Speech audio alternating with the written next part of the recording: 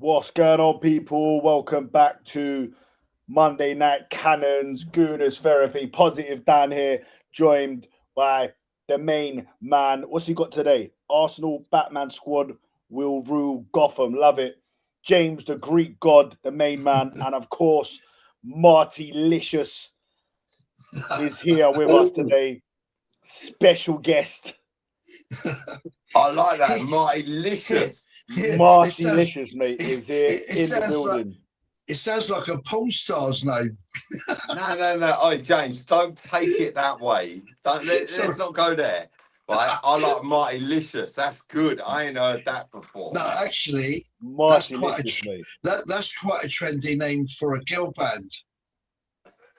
Yeah, you're right. Right. Firstly, we're going to get straight into it, guys. Arsenal beat Chelsea 2-1.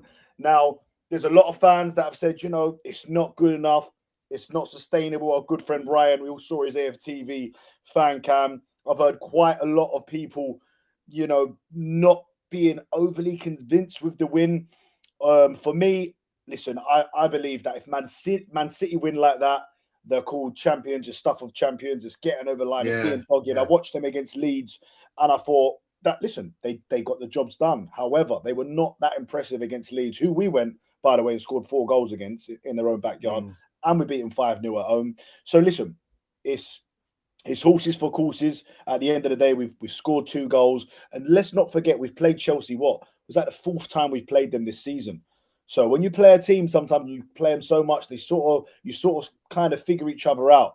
And I think it was one of those games, a bit of a chess match, but ultimately we've got the win. Marty, what you telling me, my bro? How did you feel the game went, and how much of a big win is that, considering the drop points against Wolves? Everyone was having a meltdown on this very show and on all over social media. To go and beat Spurs and Chelsea are 2 London rivals. How much of a big win was that, and how did you feel the game went?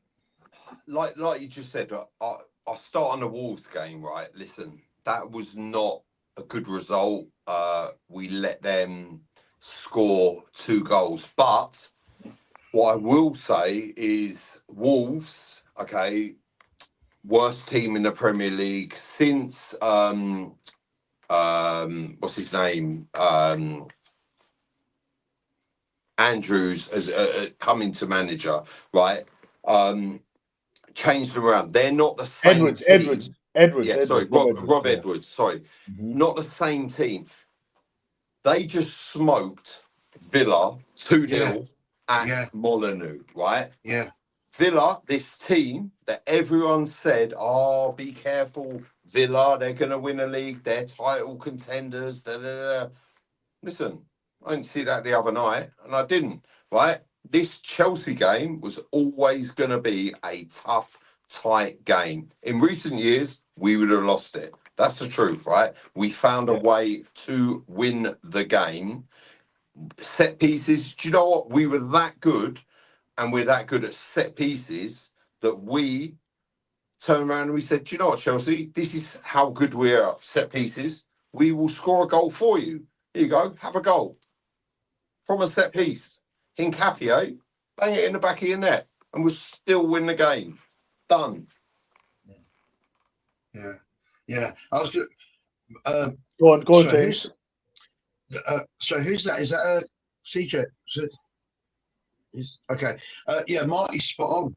That's SJ. That's SJ. Big up SJ. Thank you for coming on. SJ, your hat makes you look like Father Christmas. But anyway, Marty's spot on. There's 3 main points, quick points here, and I'll just fire them off. One, I've been saying this I said it to Cecil in my fan camp. There's a lot of arrogance in fan bases, right? And even if you've played football, not played football, you have no God-given right to win any game, right? There's been cup shocks. All teams can beat teams. I'll tell you what, to some extent, lower league teams like Wolves, people keep saying they're already relegated, like Marty said there, they smashed up. Yeah, they're not, are they? Exactly. They ain't relegated. Sorry, James. Sorry to interrupt. one thing Go I on. will say, Wolves have got to play Tottenham. Wolves Yeah. have got games to go. This I Wolves was looking team at that that we're earlier. I seeing, was looking at that earlier. Yeah, the right, fixtures they've this got Wolves left, team mate. that we're Give me the seeing greatest right here, week, don't right they? now, ain't the Wolves team that started the season. Why? They Yeah. had Yeah. a new manager Yeah. come in, right? And what we're seeing now, right, is this new manager into effect, right? How they played against us, don't get me wrong, Hincapié scored a great goal, but the goals that we gave them, mistake, Raya Gabriel. Raya on Sunday was fantastic, right? Yeah. Gabriel Yeah. was fantastic, right? Yeah. Hincapié was fantastic. But in both of those games, the Wolves game, off his marker, in the Premier League, you do that, you will get punished, right? Let's see what happens when Tottenham go to Molineux, and I guarantee you, Wolves will beat them. This Wolves team right here, right now, are not that team that started the Premier League, right? They're Yeah. not. They're Yeah. set out Yeah. differently. Yeah. They're fighting for their lives, right? And listen, they're picking up points now. That's just they beat Villa, right? They beat Villa 2-0, right? Yeah. What this is what people forget. This is a Villa team, which everyone was like, "Oh yeah, Emery's better than Arteta." Da, da. And I was like, when I was saying it, I was like, "No way!" I was like, "Arteta's a lot better than Emery, right?" What you'll get with Emery, he'll win you 12 games on the bounce, right? And then he will fall off. And no one's saying anything about that Villa team that went to Molineux and got dismantled. They ain't saying nothing about that, are they? Yeah. Marty's 100% right. Just like Michael Carrick came in at Man United and gave the team structure, tactics, this manager at Wolves, although they said they got him for next season when they go down, this guy knows football, just like the young Chelsea manager as well. He's given Wolves structure, tactics, and you know when they play, even the experts on Sky and BT have been saying, this Wolves team, they know how to play football, Marty. They know how to. They pass it around. Wolves pass it about. They got those two Brazilian central midfielders who are like the hounds of Baskerville, right? The Baskerville hounds, right? Where they hunt down that Wolves goal against Villa, where Giza, the Wolves Brazilian central midfielder, won the ball. He made a run, and that finish magnificent. The key test for Wolves though is this week. I've got a lot of Liverpool mates. I don't know how the Premier League has messed up their fixtures. Liverpool play Wolves on Wednesday and on Friday, both Premier League games. Anyway, going back to Chelsea, I said it in my fan cam, we beat them in the semi-final second leg, and we beat them in the league game. That young Chelsea manager is a very good tactician. He's given Arsenal a very tough game. He had Coquelin missing, Fofana. Sorry. Yeah, go on. Yeah, sorry, Daniel. I was finishing up. He has players missing, and it shows you don't have to have world stars. You can give structure to a team. I'll give you two amazing examples, and I won't go into detail. I'll just name them. Glenn Hoddle, as a player manager, brought Swindon Town up to the Premier League. Do you guys remember that? No, but I've heard about it. Obviously, I yeah, right. Glenn, you had Wimbledon, the Crazy Gang, the Culture Club, beat Liverpool in the FA Cup final 1-0, right? Wimbledon used to beat loads of teams because of tactics, like Marty's saying there. We've all played football. If players play their tactics and positions, they can produce, right? That's it. I'll let SJ come in as well.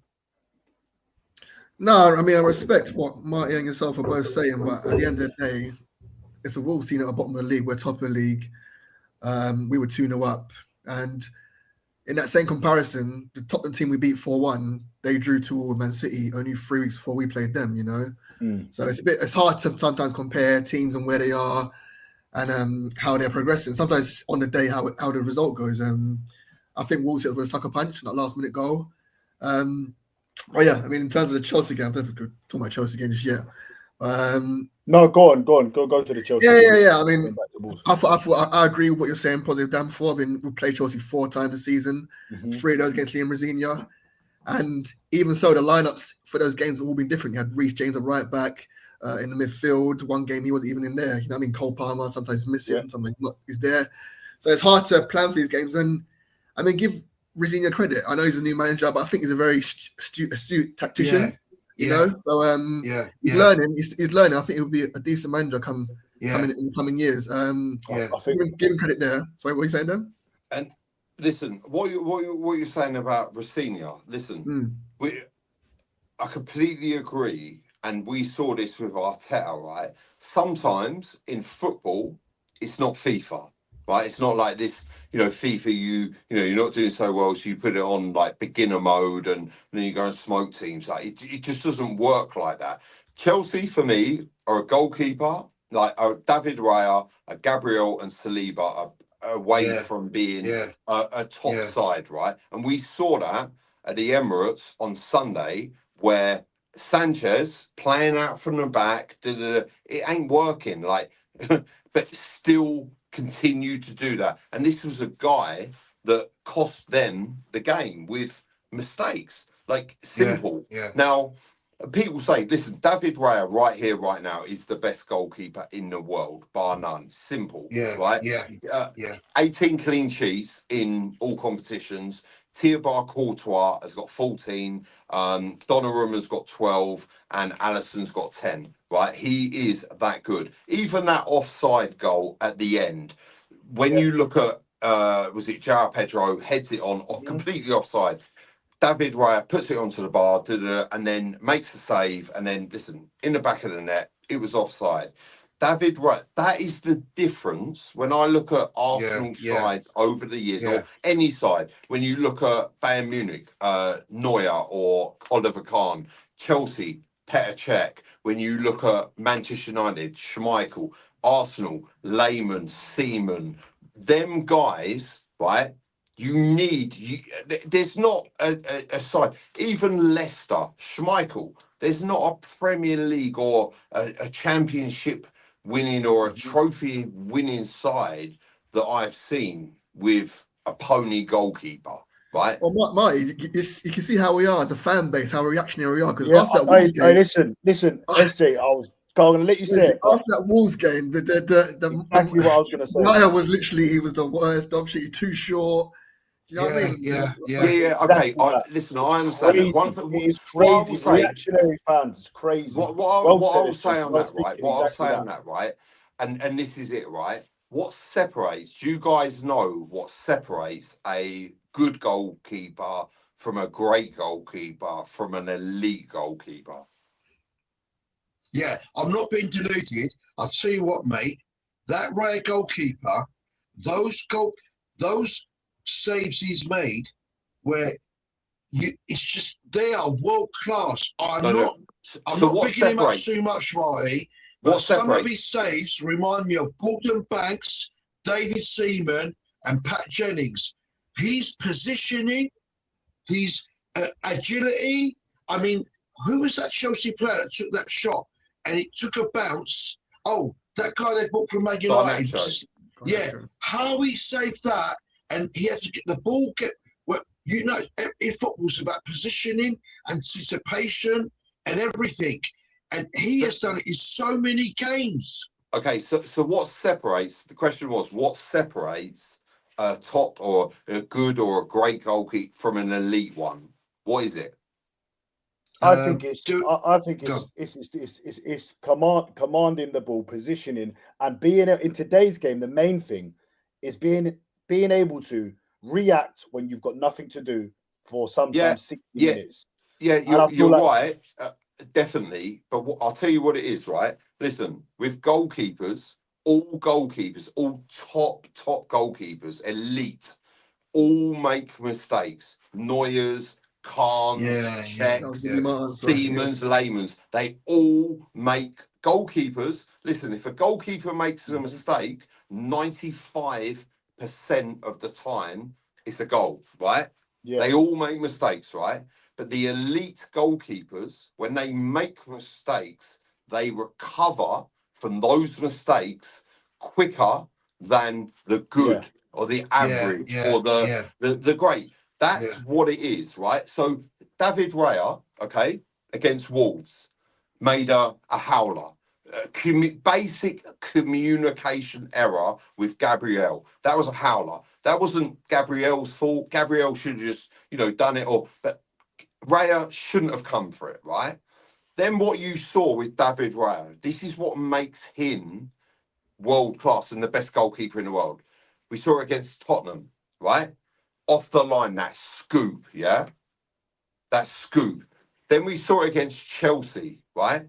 See that corner before their goal? He got stamped on, right? And he got wrestled, pulled, everything. And he still got a hand, still got it out of the top corner, right? Yeah. The saves he makes, right?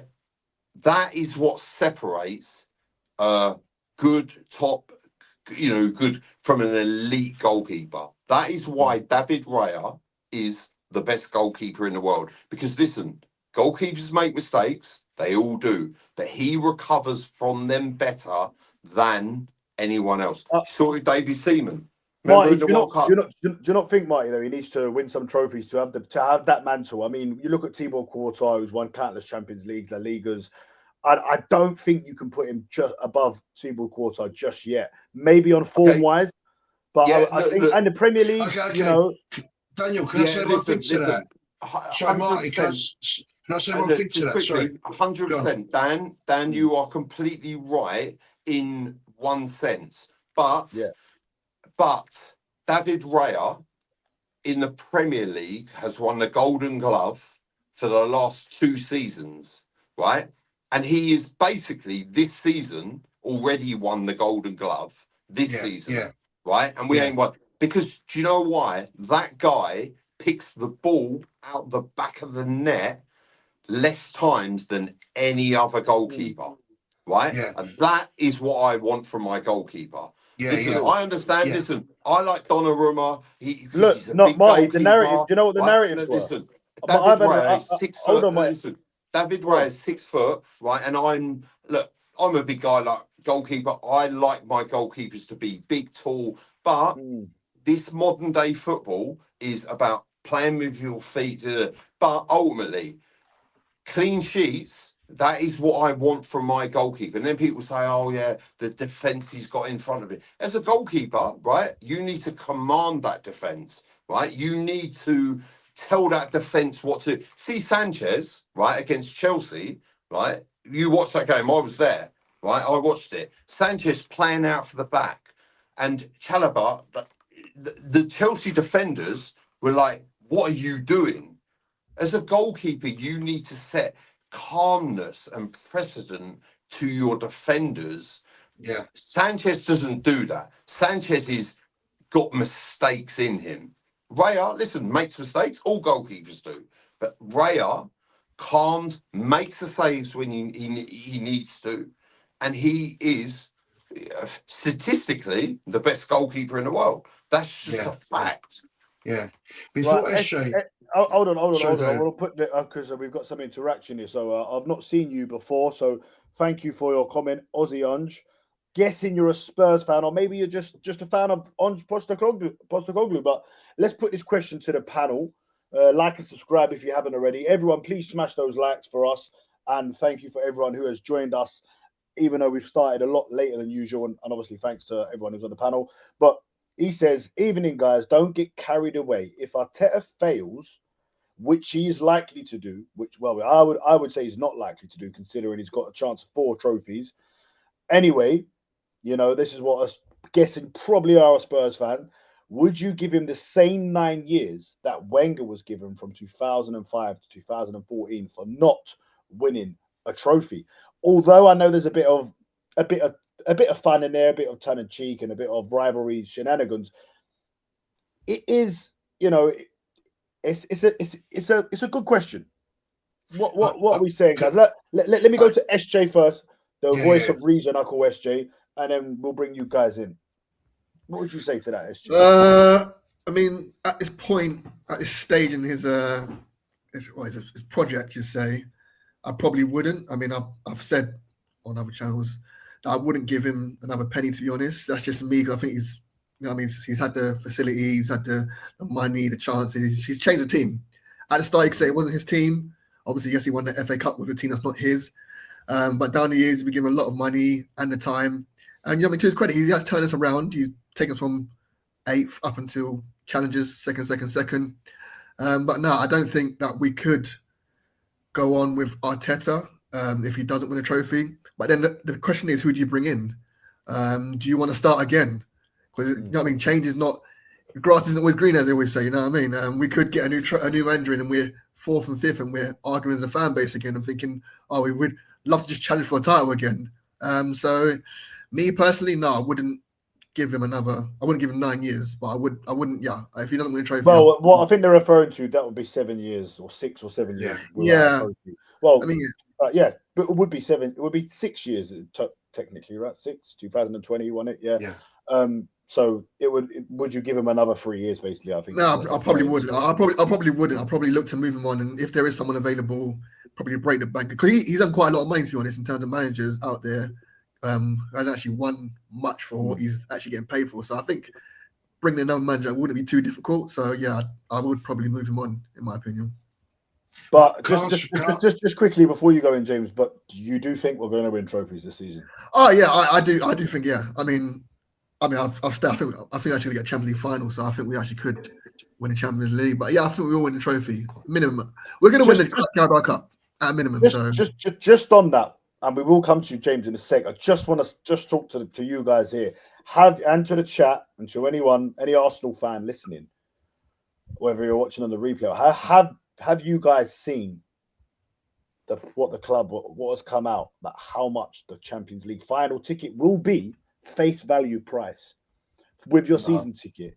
If you get a Champions League, if you're lucky enough to get one, have you seen what the face value price is? Does anyone know? Like 980 euros? Like that? Yeah. 860 pounds sterling. Now that is crazy. They call it the people's game, the beautiful game. 860 pound for a ticket. I get it, it's the Champions League final. Listen, I'd probably buy one for $2,000 if I was buying up someone else, but for the club themselves to be charging 860 pound for a ticket for 90 minutes, wow. I do think there'll be a small portion of tickets that are fan available. So there'll be because I think last year there were 70 euros for those ones. So I think there will be some available at a more reasonable price. No, they weren't 70. I think it was 180 last year. And if you entered a ballot or you had a chance of winning them, I think it was. But then let me know how my mic is. My mic sounding all right, Dan? Yeah, sweet. And even James, big up James, his mic is working. Right. Does anyone want to say anything on the ticket things, or should I are we moving on? Have anyone got an opinion? Yeah, listen, what I'll say on the ticket thing is I'm personally disappointed. Carabao Cup final, I've been to all the listen, I go to all the home games, I go, and the League Cup games that some people don't want to go to, and I ain't got one for the League Cup final. But listen, I'm blessed enough to have an opportunity to watch it in another way. Listen, one thing I will say with that is I don't really care about that stuff. Listen, if Arsenal are going to go and win Premier Leagues, Carabao Cups, FA Cups, Champions Leagues, cool. Charge what you want. If at the end of this season the business is not delivered, then I will come out all guns blazing and I will criticise the life out of that, right? But if Arsenal Football Club this season perform and deliver us trophies, I do not care whether those final ticket prices or whatever. What I want to see is trophies. You're going to charge that money. You're going to be like, oh, Champions League final is this. Go and win it. Cool. Charge $2,000. Like whatever. Just go and win it. But don't go there and not win it and then charge that money, and then because there will be a revolt. Yeah, I think some of your boys bought tickets to Budapest already, flights and that. accommodation. They book the flights and that, which makes sense totally. But and listen, people will pay it. That's the thing. If an Arsenal fan had the last £860 in their bank, they would pay it, and they know this. I know people are talking about getting loans at, if to do the last few games, you could get that expensive, and I that's not even a joke, guys. So but at the same time, listen, go and get a loan out, all that stuff about that. Cool. Like I'm not going to sit here and have a problem with that if you go and do the business, right? Well, look, I understand if they go and win it, you probably forget about the money you spent. But I just think it's not guaranteed they're going to win it if they're in a final. No. I just think listen, the price. Listen, Marty, I'm saying £200-300, 400, like at a stretch, anything £860 is. I mean, that's probably the average wage is probably a week, something. I would imagine around that. Do you know what, Dan? Just quickly, the risk they take with that, right? Listen, honestly, like, go and do the business, charge what you want. Like, listen, you're gonna, but don't start charging that money, and then when it comes to that, you bottle it. Then then there will be a problem. Trust me, because this conversation we're having right here, right now, right? It's like, oh, is it okay? Trust me, they charge that money, and then they don't go and do the business on the pitch, and they bottle it, mate. They will. They'll be the ones who will have a comeuppance. Trust me, that will be on them. Yeah. Go on, James, mate. Yeah. Hello, Brandon. So I'm going to answer the Arteta question. We'll come past it. So, Marty, I slightly disagree, right? Because I think what Daniel was touching on there is the social comment of our time. I mean, you all know I'm quite political, blah, blah, blah. But listen, like Roy Keane said about 20 years ago, these executive boxes with their prawn sandwiches, and you get all these executive boxes, not just at the Emirates, all social classes can attend a football ground, right? But it's removing it, like Daniel's pointed out, about what wages people get and what they can afford. I get what you're saying, Marty, if we win trophies and everything, but this isn't a criticism of just Arsenal.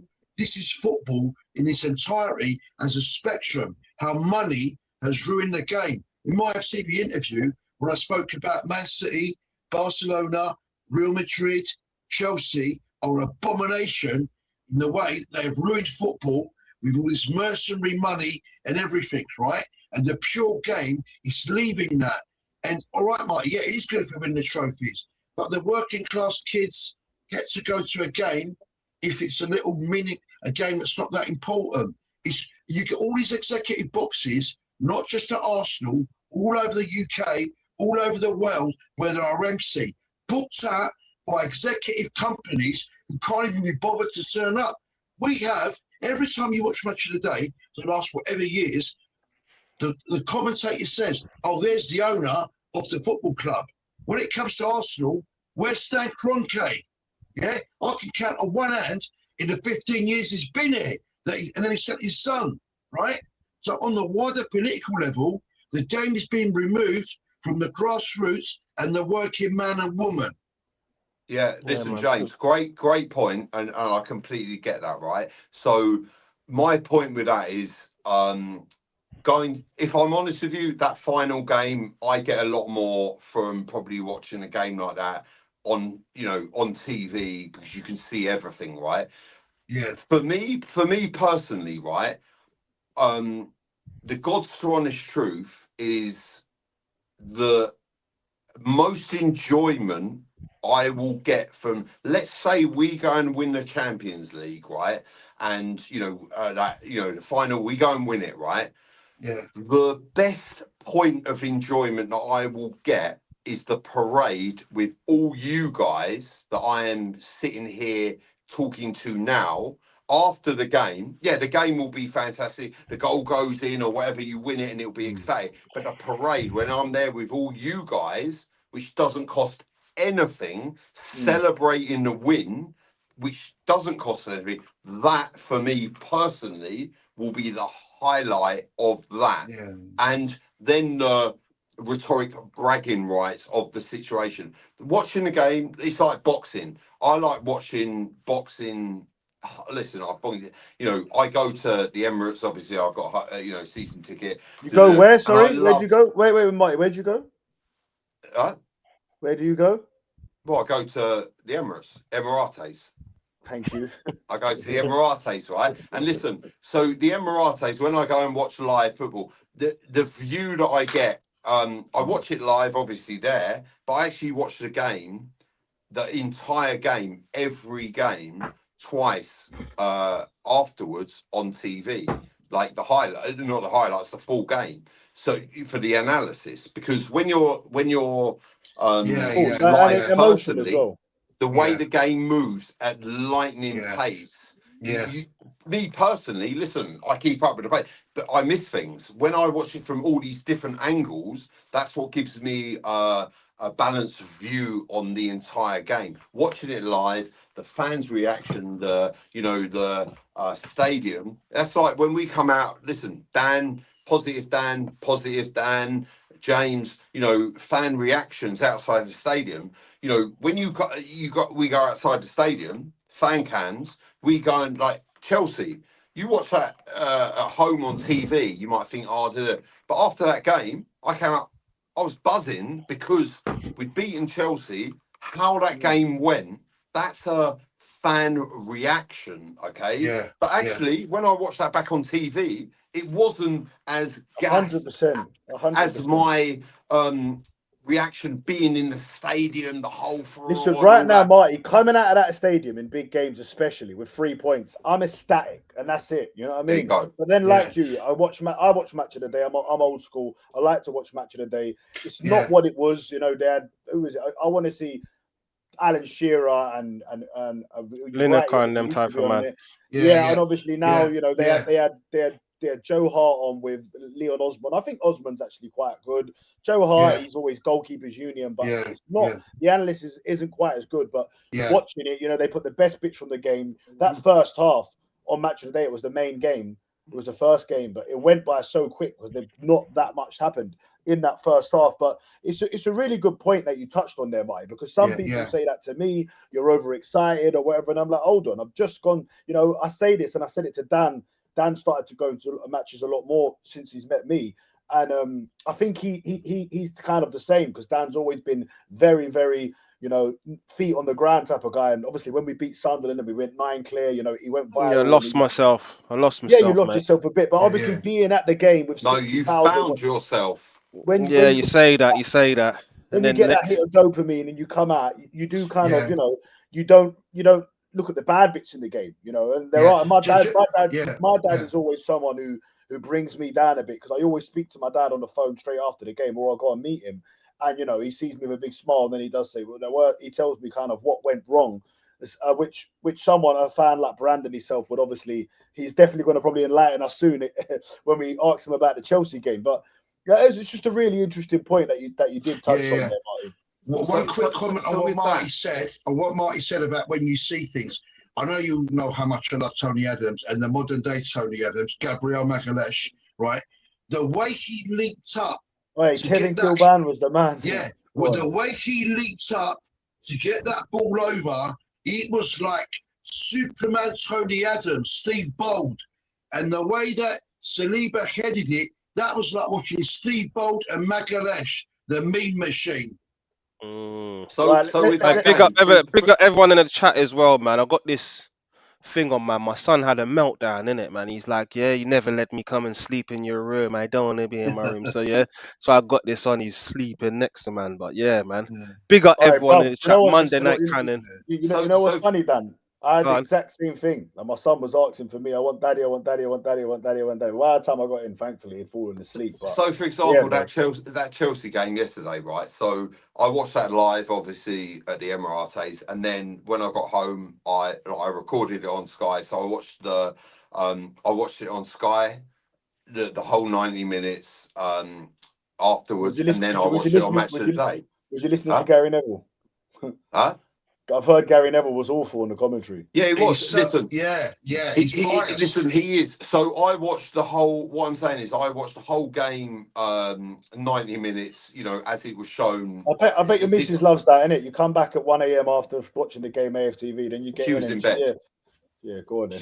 She was in bed. So listen, obviously she struggles with that. But obviously with what I do, I kind of need to do that to have an opinion. And then I watch it again on Match of the Day to see, to see the highlights, what they picked out, and their commentary on it. And for me to have a balanced opinion and view on the whole situation, I need to do that. That's my opinion. Like with what I do, and what I take out of that situation, for example, yesterday, say with the Chelsea game, was we got the job done. When I'm outside the stadium, like positive Dan and positive Dan, positive Dan and positive Dan. Nick. Oh, okay. I've just lost. And the Greek goddess James, Oi, right? That's what Lee judges call me. I've got Boys, let's listen. I understand. So when I come out of the stadium, it's like that. The reaction to it, which I make that right. When I watched the whole 90 minutes, I saw what I saw, and was there a little cause for concern? A little cause for concern, Marty, when you watched it back. Anything you picked away from it? Do you know what? If I'm honest with you, in that situation, God's honest truth, and this is why I watched it back, and then I watched Match of the Day as well. So basically, I've torn the arse out of that game, and that's why I have this opinion. It goes back to my opinion of watching Arsenal win leagues. It just tallies up with Arsenal winning leagues. Like, sometimes we will destroy teams and we will play champagne football, and sometimes we will win a game by set pieces. And Chelsea, realistically, listen, we showed them how to score from set pieces. That's why we scored their goal for them. And that's how I see it, and I don't change that rhetoric. Like, they were like, "Oh yeah, the set pieces." That's how good we are at set pieces. Nkapia was like, "Do you know what? This is how you score against us." Stuck it in the back of their net, our net. It's 1-1, right? And we had to score their goal for them. That's how good we are. That's how Brandon, I see it. Brandon, I see you boiling up over there, man. Brandon, the truth is in the building, man. Let me just finish it. That's how I see it, right? It was Hincapie was phenomenal all game, right? And then it was like, listen, Chelsea cannot even score against us. We have to score for them, right? Bang. And that's how the game. And this is a team, Neto, right? Mate, the guy's on a yellow card. Arteta brings on Martinelli, stretch this guy, right? Knocks the ball past him. I have to say, I thought his game management was spot on. That challenge, mate. And if you watch my match preview, I was like 3-1 red card. Judges was like, what? I was like, to us, red card to Chelsea. It's like Chelsea's disciplinary record is terrible, right? It's like almost written in the stars for them to do that, and to think that you're going to do that. That is a mad stat, though. That is a mad stat. Big up Tyrone. Listen, 4 red cards and 4 wins this season. Just quickly, I'll finish on this. Patiently waiting. Go on, mate. Right. I'll finish on this. People do not give Mikel Arteta enough credit. And when I say this, oh, you're an Arteta sexual, or you love Arteta. No, listen, it ain't that. He brought Martinelli on to stretch that left-hand side, right? Trossard is very calculated, very positionally. Well, Martinelli is a chaotic player. Brought him on. Neto's on a yellow card for dissent, right? Martinelli skinned him, right? Took him out. Red card. See you later. And then we will see that game out, right? By hook or by crook, because of that situation. Do you know what? If Chelsea had 11 men on the pitch and they had a better goalkeeper, they could have won it. But they didn't. That's how these games go. Brandon, thanks for patiently waiting, mate. I've not seen any of your reactions or anything like that. Let's get straight into it. Chelsea game, obviously a narrow win, not overly convincing, but nonetheless massive win to go to back up the Tottenham performance, which was sensational. Obviously, before that, we all know we was all heartbroken with the Wolves game. And I will say though, there's no excuses for that Wolves game, but that Wolves team is not the Wolves team from 10 weeks ago. I don't know where they would be if we looked at a form table, but I'm sure they definitely wouldn't be bottom. I think Burnley are comfortably the worst team in the league. But anyway, that's the past. We've won 2 on the bounce since, scoring 6 goals, 2 set pieces, 4 from open play against Spurs. What was your initial reaction to the game yesterday? Dan, sorry, Dan, just quickly, sorry, Brandon. I'm gonna have to, really you're gonna get muted. You're gonna get right? muted in a Burnley. minute. Sorry, Burnley. Did you watch that Burnley game the other day? Right, no. Did you watch that Burnley game the other day? No, Yeah, I yeah, didn't see that. They should have won that, man. yeah, Yeah, I know yeah. They should have won that, Yeah. right? Two This is what I'm saying. offside goals, Marty. Burnley won. They're not the worst.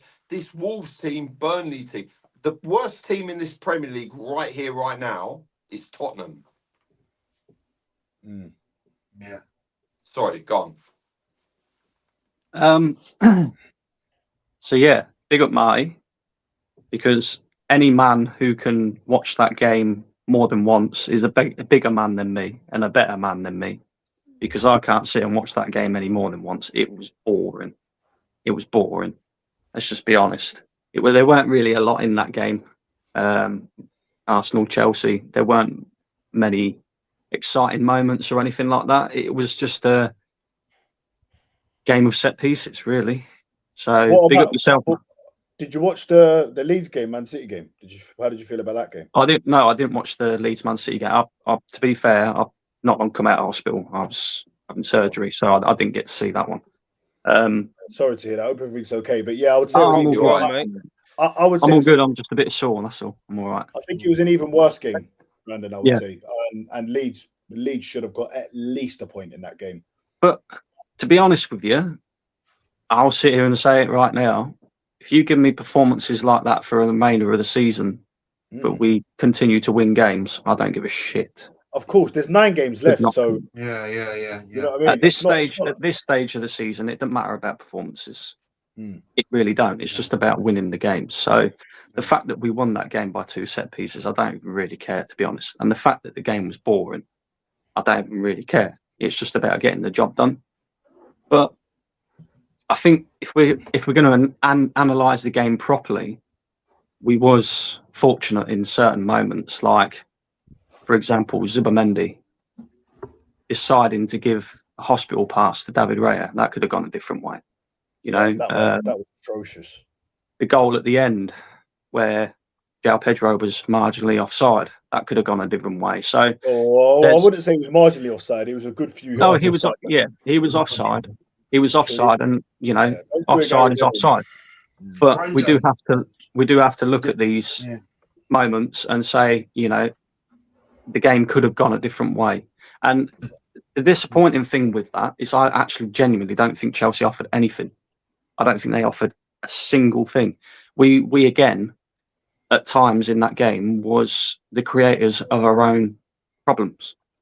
And that's something that we need to fix, because we're not going to continue to get away with it. So we do need to fix that. And I don't mind losing games. I don't even mind dropping points if I can sit there and say, right, whoever we've dropped points against or whoever we've lost against fully deserve to win or draw that game against us. But my issue with Arsenal this season, in particular when we've dropped points, has always been the case of the team that we've played against and we've dropped points against hasn't necessarily deserved it. We've kind of given it away and handed it to them. Yeah. So that sort of thing has to be cut out. But aside from that, 2 set-piece goals, obviously the own goal as well. Chelsea players were complaining about should it have been a penalty, but again, the corner led to the goal anyway, so it doesn't really matter about that. And I just think in certain moments, especially from an attacking sense, we could do better. Sanchez, for example, he was absolutely shocking them yesterday. Absolutely terrible on and off the ball. And I think there was a couple of moments where we could have done better to catch him out. And there was a couple of moments where we maybe could have gone 2 or 3 goals up. But What in about the from end, the corners, Brandon? A lot of Chelsea fans are saying it was Sanchez's fault and he should have done better. What do you think about that? yeah, well, the second one is definitely his fault because, I mean, he was complaining about a foul. Nobody touched him. He got his positioning all wrong. His feet his feet was in the wrong position. It was a great finish by Timber. Even the first goal, Gabriel coming round the back stick to head it across for Saliba. We've seen that on a number of occasions for Arsenal this season. Gabriel in the box from set pieces is just fucking lethal. He's Best absolutely in the league. lethal. I'll say he's the best in the league from set pieces. 100%. Yeah. But for me, one thing I'll say on this, it was right? individuals. Individuals won us that game yesterday. I thought Nkapie was fantastic again. I thought he was brilliant. I think we have to sign him up because do you know what I like about Nkapie? He goes forward, right, and does his attacking side of the game as just as good as he does his defensive side of the game. But the best thing about Nkapie is when he's going forward, he puts the ball in the box straight away. Doesn't think about it. Just whips the ball in the box and creates panic every single time. And I want to see that from our fullbacks. And do you know what is so good about Nkapie as well, right? Listen, Calafiori has dislodged Miles Lewis-Skelly from that left back position, right? But because Calafiori is talented, right? You can be the most talented player on the pitch, right? But if you're not available, doesn't matter, right? Nkapie has proved that he's available. He's tough. And he had battles with Caicedo and he had battles with Chelsea players all across that pitch, right? And this is the difference, right? This narrative that I'm hearing now, say, Arsenal wrestled, Arsenal. Listen, right? All you guys are Arsenal fans, right? And you watched Arsenal. I remember watching Arsenal, right? And tell me if I'm wrong, but teams targeted us for having a soft underbelly and being weak, right?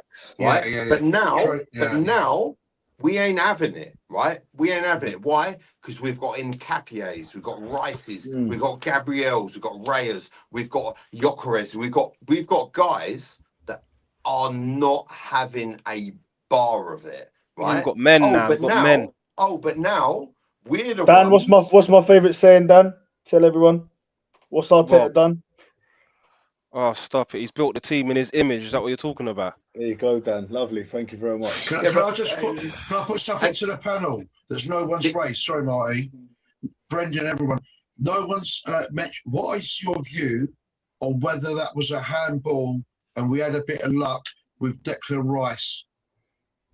Yeah, but that corner, okay, James, that corner that you're talking about, Raya got his foot stamped on, right, and Raya got wrestled, right? The point I'm getting at with this Arsenal team, is they ain't having it. They're not having it. Listen, if you want to wrestle us, I'll tell you what was a handball. Listen, you want to wrestle this team and you want to go toe to toe with them, mate, they'll have it. Because we've got guys like Nkapie, Gabriel.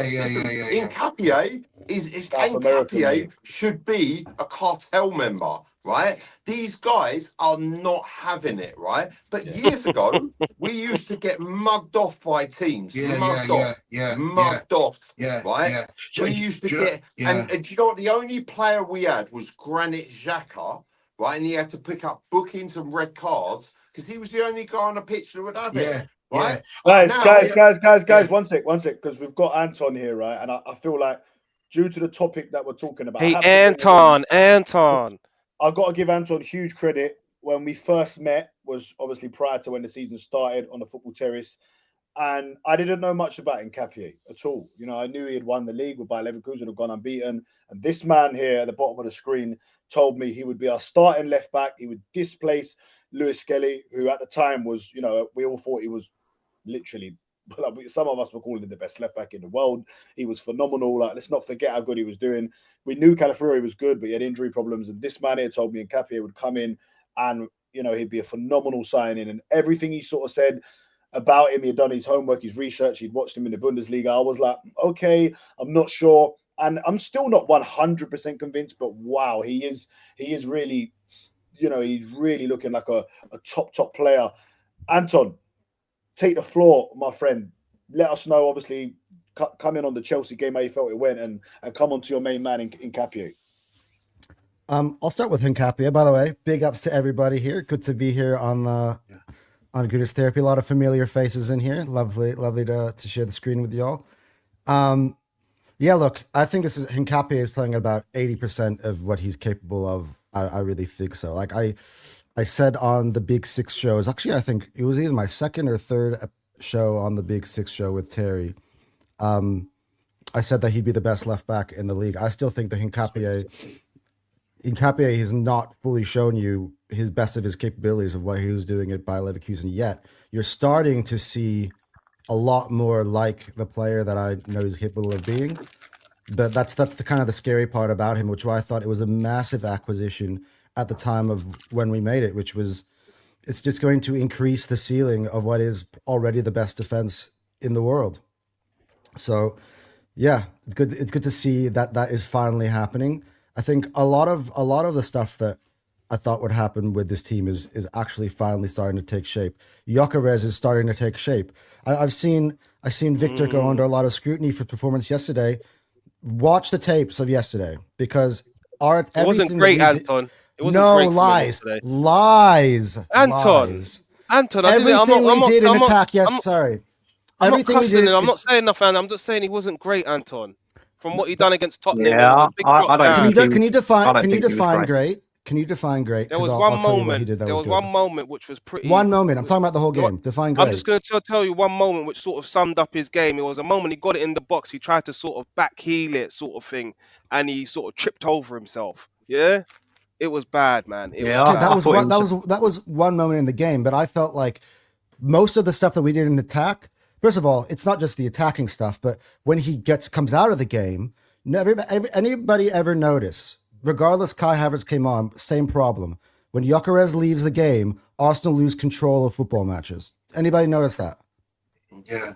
There's a big up Quaco, but I was going to say this. Great is if he scores, it's great. You know, if you don't score as a striker, he was not great. I'm sorry, he linked up everything in attack. He was basically playing. He didn't play well. He was our main creator yesterday. In all honesty, wait, hold on. You think he had a great game? Without scoring a goal, the goal, this was his best non-goal performance in an Arsenal shirt. I've got to be honest. I think all of our attacking players were off the pace yesterday. All of them. All of them. Yeah. I don't think Saka was very good. I think Trossard deserved to be hooked off. I thought he was terrible. Yeah. Eze was lucky to stay on the pitch. I don't think Gyökeres. I don't think that was one of his greatest games. I thought they were all. I gotta say, I disagree. I actually thought that we played some really good football yesterday, minus the finishing. I thought that last touch, Eze. How many times did we get Eze in the perfect positions to just put his foot through it and score, and he lost his footing. Like Eze was the one that, for me, by the way, he was gliding over the pitch everywhere. So it was his ball to feet dribbling was spectacular. But when he was put in a position to score, he would just fumble it and fall over himself. So many times when Timber was put on, I'm like, shoot. He Trossard. We're talking about Trossard. He put on a plate for Timber. Timber just needs to put his laces through that. There's so many times I just feel like we actually played some really good football. It's just being hidden and probably misnarrated because of the fact that our finishing just wasn't there. And it wasn't in terms of we weren't good at shooting. We just weren't shooting the ball. Yes. Can I just crystallize that point that Anton's saying? And I said it on my FCB fan cam as well. Arsenal played a lot of good moves. Brendan's right, Anton's right, everyone's right there. In that first half, when we had that 20-minute spell, players need to step up and shoot. There's so many games when a lot of the Arsenal players, let's side pass it like the old West Ham Academy. let's pass it into the net. Take shots, mate. You can pass it all day long with Raya at the back. You can pass it all day long to Saliba and Gabriel, Declan Rice, Zubimendi, and to the sides, and pass it back because you've got a right winger on the left, you've got a left winger on the right. They're never going to go on their natural foot and cross the ball, and that's why your press got no service. You got to feed the guy, right? You know what it is, James? You know what I think, James, on that? At the same time, I thought Gyökeres was the service yesterday. I felt like he was linking up the play and everything yesterday. It was a big yesterday. step up from playing Tottenham, and I said don't use Tottenham as a parameter to judge us on us playing fluid football, because you can't judge us, and I just knew it would be a different game, and I'm just happy we got the job done, mate. 2 set pieces and move on. That's it. Yeah, Daniel's right. Tottenham, when teams try to keep us, when people, Arsenal have this Arsenal Wenger style in them, right? Arteta, you can slag him off, whatever, mate. He was captain for Wenger, and Wenger's football style, he changed football. At one point, we were noted by the world as being better than Brazil. That was the kind of football. Arteta has got that in his locker. But sometimes in these games, we have all this possession, right? How many times have we seen games this season, last season and before, where we have all this possession, we play some crap team who have 2 chances, they shoot and they score both. Shoot, mate. Step up. James, one second. Let me come in, Mike. One second, because James, while I do agree with you that we should definitely shoot more, I think Aston Villa have taken the most shots, and they scored the most from shots because of that, because they take the chance, and they were going in at the start of the season. They're not going in so much now. But what I will say about the game is that everyone talks about flowing football, is that because there's so much more data in football now, because teams know so much about the opposition, there's so much in it now. The fine details, that's why you got set piece coaches. It's going very NFL. My friend used to say it, and he watches NFL, and I was like, no way. But it is, the game is going like that, and it's going on finer details, and people are becoming smarter, that they've got more facilities, they've got more data to look up. Everything is without the ball. Before, it was almost play a game of football. It was kind of more free. Now everyone is becoming so smart, so it makes the game very, very difficult to manage and difficult. You don't see teams now. Very rarely do you see it where a game is free flowing like that, because it's just teams are so smart savvy to each other now. They know what each other's got to do. What I'll say on that, right? As an Arsenal fan, right, that has watched Arsenal over years, right, Liam Rosenior has lost 3 games to Arsenal since being in charge. 3 games. In a month, right? Marty. Right.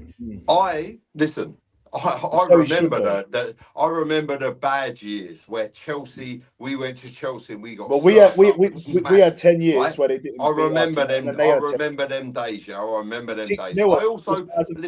I also remember the 90s when Chelsea were, where we served them up. Right. What I'm saying is, what I'm looking at is what I remember now is, Chelsea. Listen, we play Chelsea.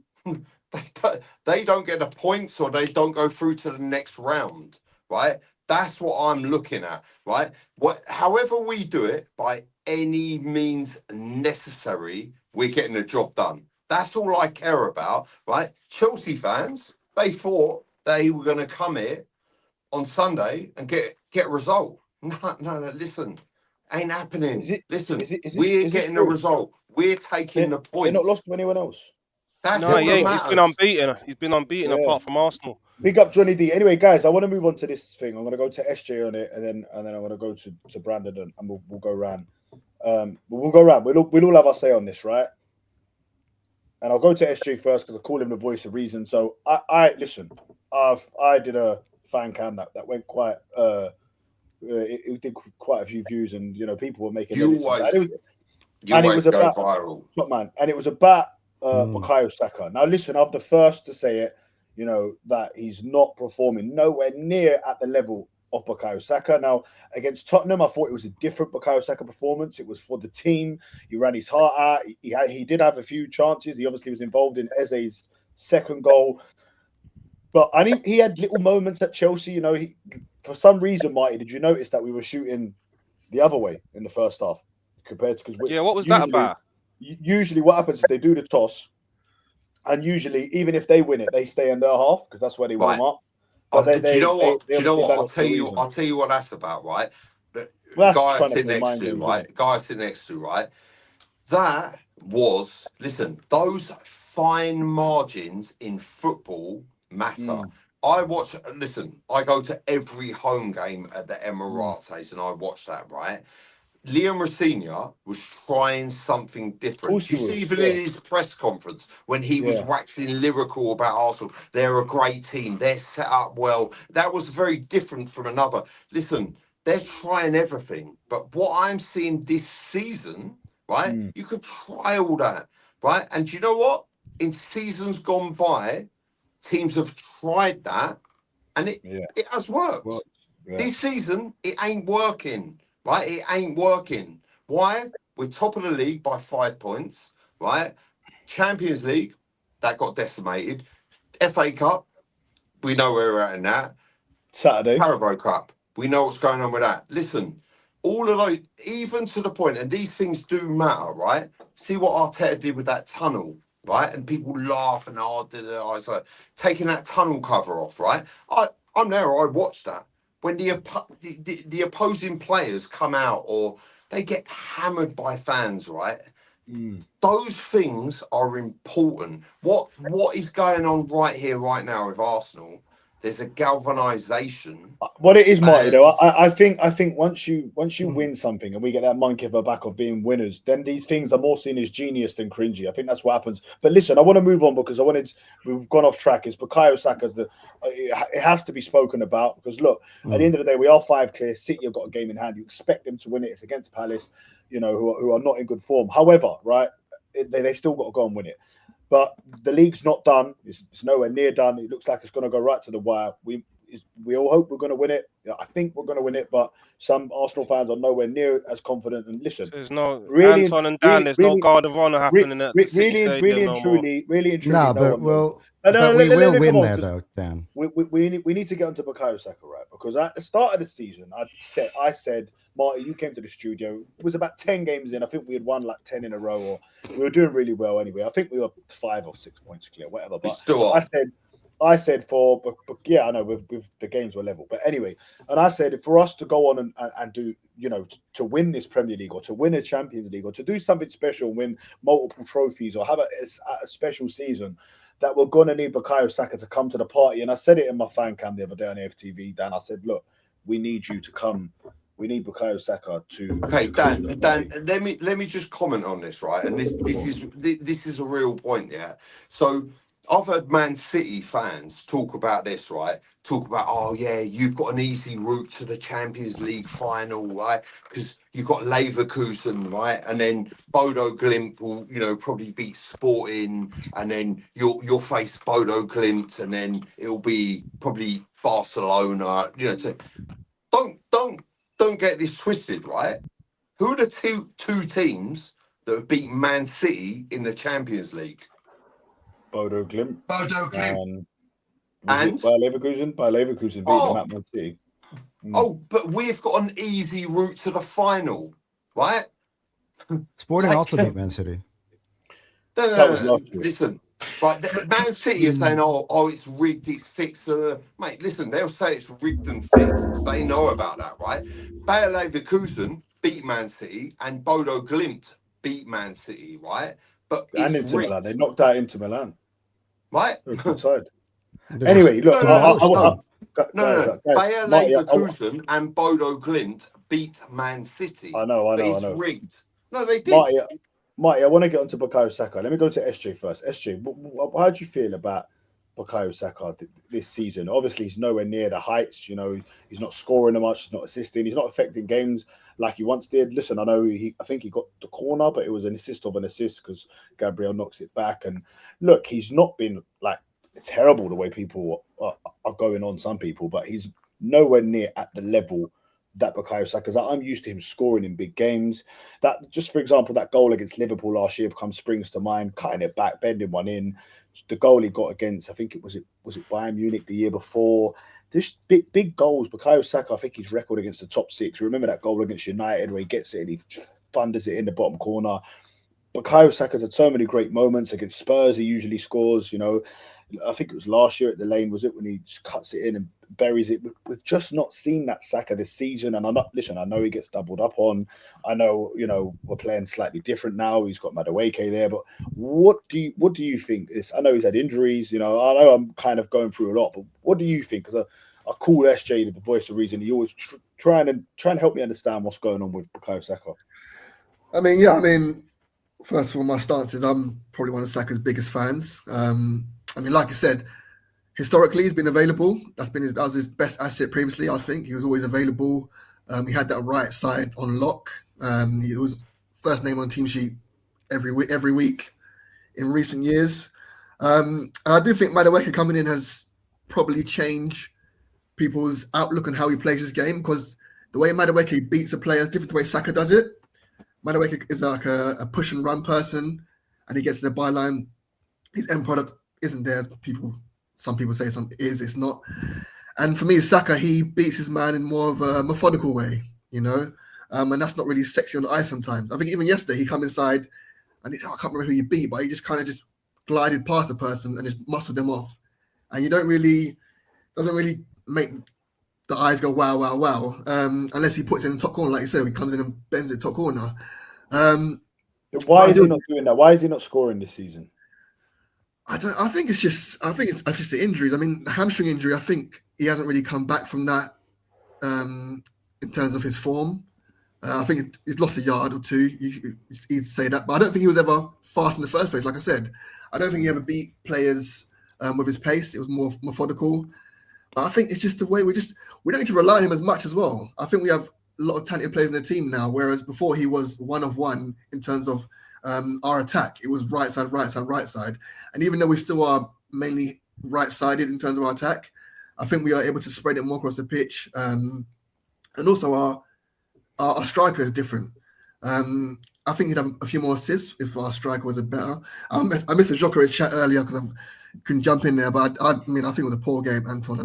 I don't know what you were seeing. I'll just rewatch, honestly, because I get the privilege, SJ, of I got a streaming service here where I could literally rewatch all the games in demand. I can watch them in different camera views. It's like the coaches take. Privilege. What? No, so because for my own content, I go back and watch all this. I go back and watch all this stuff. So a lot of times I'll say things on post match. I watched that 100 times. Yeah, we can watch the games. No, I watched even our losses. I watched even the Wolves game. As hard as it is, I have to do it for the content. But sometimes I'll say things in games and come back on and be like, actually, I was wrong on that. If you watch especially the first half, Jokeris literally creates most chances that Arsenal have. It's either maybe 2-3 passes ahead of the final move, but he was involved in everything Arsenal did in the attack. In fact, you know what? I will send you some clips. I'll record some of the other stuff, and you'll see the shit that he did. That he was fantastic, I thought. But just to end on Saka, even historically, our build-up was slightly different. He used to have Ben White overlapping, which created more space for him. And I think Odegaard, when he was at his POM, he also created space for Saka to maneuver and do his work. That was kind of the trio link-up, wasn't it? Yeah, where Odegaard's form has gone off the rails, and Ben White hasn't been able to stay fit. We've changed the way we attack, because Timber's not really that. He can overlap, but he tends to underlap quite a lot and join the attack. So I think that's affected Saka. Do you think we're going to see, because he's still got time to come and become part of the party? We'll come to Brandon. Do you think we could see Brandon? Do you think we could see Bukayo Saka turn up for the last 10 games? Could he have a big moment in the Champions League game and win us that? Could he do something on Wednesday, win us a big game? Is he still capable of having these big moments this season? Do you think he's definitely capable? There's no doubt about it. But when you say about Bukayo Saka coming to the party, I think you've got to get used to the fact that Bukayo Saka coming to the party is what we're seeing right now. In terms of he'll assist from corners, he'll assist from maybe 1 or 2 crosses. But in terms of Bukayo Saka being that main guy who you can look to get you the goals, he's not it right now. He's not. And I think there's a lot of different factors that go into it. I think number one, he's trying too hard. I actually feel, you can look at a player sometimes and say he's not trying at all. I look at Bukayo Saka and say, you're trying too hard, mate. Like, far too hard. It's almost like he needs that goal to give him that confidence again. So I think if he can get a goal, I think he will get the confidence that he'll be able to go and get another and another. He scored against Wolves, in it, but I know it was a header, and we ultimately drew the game. But like your typical Bukayo Saka goal, you know, cutting in from the right hand side, that sort of goal. If he can get that sort of goal, I think that'll give him the confidence again to maybe get one or two more. But I think right now, it's not like he's not contributing at all, because he is, you know, coming up with the goods and assisting for other players. But I think what we've got to get used to is, if we want to win this league, we can't rely on one player anyway. You know, it comes down to individuals stepping up in different moments. Like yesterday, for example, Gabriel and Saliba were the ones that stepped up, and David Raya as well. You know, next game it might be Gyökeres and Trossard, or, you know, players are going to have to step up when other people are not performing at the level. Players are going to have to step up individually. And so far this season, we've not necessarily needed individuals, but obviously now we're in the business end of the season. Well, we are in the business end of the season. Individuals are going to have to step up as well. And providing that happens, you know, we can still go and win. I reckon quite a few trophies. But yeah, in terms of Saka, I think people forget, because it's been a while now since that injury happened. But grade 3 hamstring injury, which was required surgery, you know, he's lost, like SJ was saying, he's lost a couple of yards of pace. I know Saka was never about pace anyway, but when you beat your man, you've got to have a certain level of pace. And he hasn't lost anything else about his game. His strength's still there. You know, he's still, look at some of the size of some of the fullbacks and that he just still barges off the ball like it's nothing. But that little extra yard of pace, that little extra, I don't know. It's like he's got it. He knows what he wants to do. It's a mental thing. Do you think it's a mental thing? No, it's like he knows what he wants to do up here, but his body isn't quite at the same speed. Do you know what I mean? To actually do it. So I don't think it's anything to do with that. Do you think it's been found out? One second. What you're seeing in this situation, right, with Bukayo Saka, right? So for years, Bukayo Saka was carrying Arsenal because he was head and shoulders above everyone, right? But right here, right now, we have got a team of elite players where you look across the park, right? Gyökeres gets criticised. Yesterday, when David Raya has a world-class game, it's like, oh no, he's not the best in the world. All of these players are that good. So listen, I'm not too sure about the front line, Smarty, when you say that. There's question marks all over that front line, I'll be honest with you. Question marks all over that front line. All over it. Martinelli, 100%. Trossard, Gyökeres, Saka. There's question marks all over it, Marty. Midfield, Zubimendi, Rice, no issues with them. Defense, no issue. Question marks all over the attack, Marty. Come on now, what we doing there? Where's the killer? Okay, Dan. Right, listen, Dan. Right. Go on. This is the thing with Arsenal right here, right now. Yeah, honestly, right. These players, question marks. They've just come out and said that they're all elite. You said they're all elite. I don't think they are all elite. They're up and down, Dan. They're up and down, Marty. They're up and down. All right. There was question marks about David Raya against Wolves. Yeah, fair play. Question marks, Zubimendi. Question marks, Madueke. What you're looking at right here, right now, right? Saka, the reason why, see Saka, he is a phenomenal player. But he's made to look, not average, but he is made to look not out of place. This is a guy that, without him seasons ago, he did carry us like across a line, right? It ain't like that anymore. We've got players across the park, like in every single position, where you've got players like Odegaard, Eze getting called out, like Martinelli, Trossard, Gyökeres, Jesus. Come on, man, Marty, man. Is there not question marks over Odegaard right now? Question marks over Eze? All of them, Marty. Come on. Marty, what I'll say to that, though, 23-24 season, we were unbelievable. Can I just say, I agree with Dan about this, by the way. Because the thing with Saka, Marty, yeah, is I agree with you. Saka has got credit in the bank. So the fact that he's not necessarily doing the business right now, we can accept that because he, like you say, he carried us for a good 3 years there on his shoulders, basically. Okay. Right. Great, so he's got credit point, in the bank. Great point. But what Dan's saying that's absolutely spot on is there is question marks over the rest of the front line. But okay, I'll finish this. The way I'll finish this was very quickly with last week against Tottenham. Trossard didn't have a good game, right?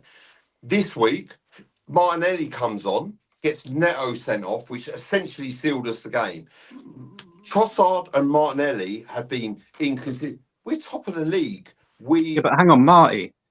Before we go over the top with the whole Martinelli situation, yes, he contributed towards Neto getting sent off. For me, that's more down to the manager because the manager, decided to bring on Martinelli. Trossard was having a stinker. Trossard was having a stinker of a game anyway, so he had to be brought off. And the thing is, you never know what you're going to get from Martinelli when he comes on the pitch. However, I said that. That stage in the game required Martinelli to stretch the pitch. Exact same thing what you said on AFTV, but when I said that, I'm an Arteta sexual. Why has it got to do anything with Arteta? I said when Arteta brought on Martinelli to stretch Pedro Neto because he was on a booking for dissent, I knew that, go to my prediction before the game, I knew that Chelsea were going to get a red card. Yeah, but Marty, the only reason they're saying that, the only reason they're saying that is because you're saying that Arteta brought Martinelli on to stretch Neto. He's not even the right back. What do you mean stretch Neto? Come on, that's a bit of a stretch, Marty. That's what I was going to say. He brought him on because Trossard was struggling with Reece James. That's what I'm saying. Yeah. It wasn't today. Let me go and stretch Neto and get him sent off. Come on, Marty. In a sense, this is what I'm getting to. We've got to be careful where we overpraise because, he got Neto sent off, but aside from that, in terms of what he actually did and contributed towards us going forward in an attacking sense, did he really contribute anything? I mean, he probably won not. us the corner that won the game. But quickly, Martinelli was perfect. Hang on, Marty. Hang on, stop. Martinelli was perfect at that time in the game because that time in the game is when we needed someone to stretch the pitch. Gyökeres had just come off, so we had nobody else to stretch the pitch. We needed a Martinelli on that pitch who could stretch the pitch, and he did that perfectly. Great substitution from Mikel. Can I come in? Which this is what I'm saying. That's exactly what Martinelli was going to do in that situation because Neto was the guy. How Chelsea play in that situation, I can see it. So if I can see it, of course Arteta can see it. It's not rocket science. Yeah. That's why the guy got sent off. Right? Martinelli stretched him because if you watched it beforehand, Trossard was the guy against Neto doing in that situation. Martinelli comes on, he's a chaotic player, stretched him, and then bang, that rush challenge, he's off the pitch. It's clear to see. Yeah. Can I come in, guys? Go on, James. Can I come in?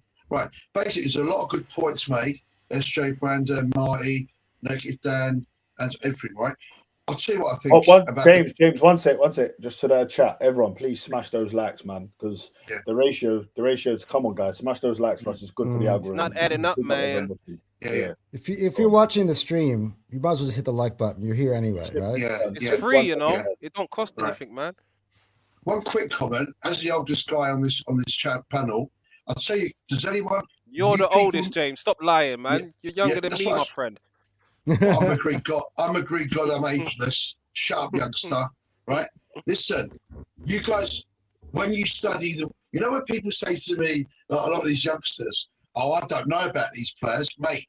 I know about the Third World War, Second World War, First World War, Battle of Hastings. I wasn't alive, but I know about it.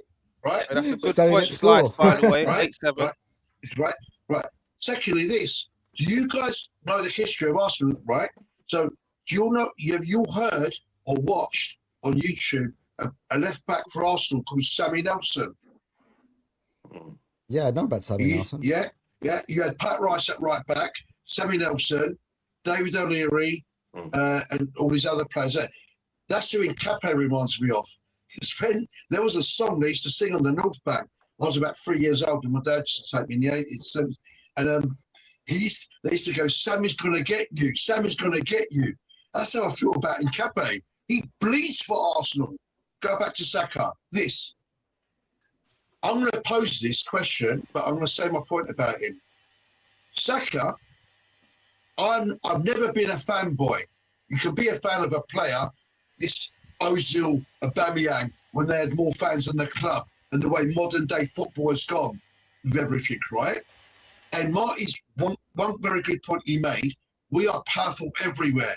But where Negative Dan, where Brandon are spot on, SJ touched on it a bit, is this. Martinelli in the league has 1 goal. Saka in the Premier League has 1 or 2 goals, right? What I'm going to say about Saka, and also there's been key games where Martinelli is football, the most powerful weapon you have is your brain, is your decision making. John Terry, Tony Adams, Sol Campbell, these players were slow in pace, but their brain was electrifying. You read the game, right? And that's where a lot of football's decided. Secondly, this, when it comes to Saka, I think his decision making has gone a bit out the window, and I've called him out on FCV interviews where he's become greedy. He reminds me where Salah and Mane had a beef at Liverpool.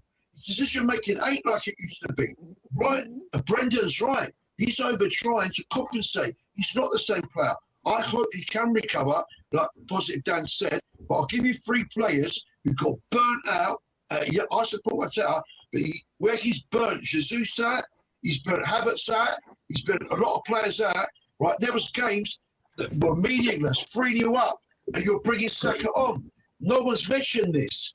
Let's go back to this. I mentioned 3 world-class players who smashed football up from the age of 16, and they were burnt out at 27. Michael Owen, Rooney, Norman Whiteside, and I see the same in Saka, yeah? And the way he's playing, and another thing, last point, the way Arteta plays football, right? I'll finish on this. We have the best defence in the world. We have one of the best midfields. Why are you making your wing backs? Do you know the number 1 injury, hamstring? Do you know how you get it? Right? I played at Arsenal just when I was young. I had a lot of hamstrings. When I had a manager like Arteta, he used to say, James, you've got to run up there, get the ball in the wing, cross it in, run back and defend at left back and right back. Right? That is butchered Martinelli, it's butchered Trossard, it's butchered Saka, right? And it takes its toll. Those serious injuries that he's got, I don't know if we'll ever see the same Saka again. Where Marty's right, the way you win stuff, Liverpool in the 1970s used to win leagues, 9 Premier Leagues, 6 or 3, whatever, European Cups, Bob Paisley, Don Revie, and then you had in the 90s, Man United, players from all positions. Lee Sharp, you had all these wingers score from every position. You don't rely on one player, right? You've got to spread it. There you go. Listen, Well, what I I was think going with to say, Saka, what someone touched on in the comments, sorry, Marty, I think he's just become predictable, man. I think people have found him out. I'll be honest with you. I think he's been found out. You know what he's going to do. More time he's Dan, sorry to cut you down, but in your, I saw your video earlier, and you did your predicted 11 who you would start for the Brighton game on Wednesday, which we're going to start focusing on now, guys. So with I've gone for Madueke. I've gone for Madueke because Saka can come off the bench. He can come off the bench. You might as well just say the same team, because you had done the whole same team, and then you shocked me at the end, and you said this might be controversial, and you said you'd go with Madueke over Saka. Explain your reasoning for that, Dan? I just think against Brighton, you've gone the same team. The same team against Chelsea. Exactly the same team. But I'm just changing. I'm changing out Saka because I just felt like he was very predictable against Chelsea. Like Brandon is alluding to, he's overthinking things. Yeah. No smoke in the lab, mate. Sorry. What is that? Is that a thing now, Dan? I didn't know it was that. He's lying. He's lying. He's lying, No, James. it's right. So I need to stop this odd cigarette as well. He's right. You're a nasty man. Hey, smoke your cigarette, man. Don't worry about that, man. I need to stop. It's not No, going to stop my. I'm not. That's right. Right, it's not going to stop my growth. It's a Smoke stress, your cigarette, man. Smoke your cigarette. No. I need to stop anyway. Right, carry on. No, carry on. Yeah, I just think he's overthinking things, isn't it? When he's meant to be shooting, he's not shooting. When he's meant to be passing, he's not passing. He's just doing too much right now, Saka, man. And the grade 3 hamstring, like we keep alluding to, let's protect him, innit? Yeah, let's give him a rest. Let's bring him on at 60 minutes and try and make it impact. I just feel like even against Wolves, the game against Wolves that we're talking about, apart from that header, he didn't do much. What did he do against Chelsea? Didn't do much. And I think Madueke, he deserves the run out, man. More direct. I feel like Madueke can beat a player better than him. Madueke deserves the time, in my opinion. Do you know what the only problem with this though is, that is it's like choosing between a very, very, very poor Bukayo Saka at the moment and dog shit, to be honest with you. Because the thing with Madueke that really fucks me up. That's harsh, Brandon, man. It's not harsh, bro. Every time this guy, and I can guarantee you if he plays again, right, he will do the same thing. He's fantastic when it comes to beating his player. Fantastic. But then he tries to beat his player again. Yeah. And the end product's not there. And do you know the thing that really gripes me about players at Premier League level especially? I cannot stand players that beat their man and then run the ball straight out of play and give it back to the opposition. And Madueke is that guy. I would much rather see a half-performing Bukayo Saka and hope and pray that we might get something out of him, whether that be a dodgy assist from a corner or whatever, than see Madueke consistently running the ball out of play. Fuck that. Okay. Yes, I hear you, man. I think Madueke deserves a bit more time. He can only get better with his final product if he gets the minutes, man. So hold on, is Dan the only one? Trees. Guys, listen. Hold on. I think what you guys right here, right now, like Dan. Mike, I just want to ask the panel: is Dan the only one who wants Madueke to start? Is there anyone with him? No. Okay. Go on, Mike. Right. Listen, guys, don't be with me then. Don't be with me. It's fine. Right, guys. What you're seeing, this situation with these players, right? And this is why you have depth of squad and you have like quality in these positions, right? Is Bukayo Saka? Let's take that argument that we were all talking about. Bukayo Saka for years was like the star boy. Listen, fantastic player, phenomenal, but teams have found a way to double up on him. But right here, right now, in this Arsenal side, he's not the player that he was maybe a season ago or 2 seasons ago. Why? Because we've got Declan Rice. Why? We've got Victor Gyökeres. We've got Trossard. We've got Martinelli. We've got Zubimendi. We've got Gabriel. We've got Saliba. Listen, the other day against Chelsea, a whole back line, apart from Gabriel, scored goals, right? Our back line scored all the goals, which was Timber, Saliba, and Hincapié, right? The only one that didn't was Gabriel, but he assisted the goal for Saliba, right? That's where football is at. People look at they say this Arsenal team right here, right now, is that good. It's not the team of 2 years ago where Saka's the star boy. Saka's a great player, right? Fantastic. But there are players in this team, right, that just deliver consistently. There are goals scored all around this pitch, right? Right here, right now, like that game on Sunday was won for our defence. Our defence, David Raya, Timber, Saliba, and Hincapié. That's how these games go. They're not, when you're winning titles, it's not like, oh yeah, you're just going to get this guy like FIFA. Get this guy, Gyökeres, he's going to score 100 goals in a season. Don't work like that. It just does not work like that, right? And yes, Saka is phenomenal, But right here, right now, what we're seeing is Saka the best. What we're seeing right here, right now, is.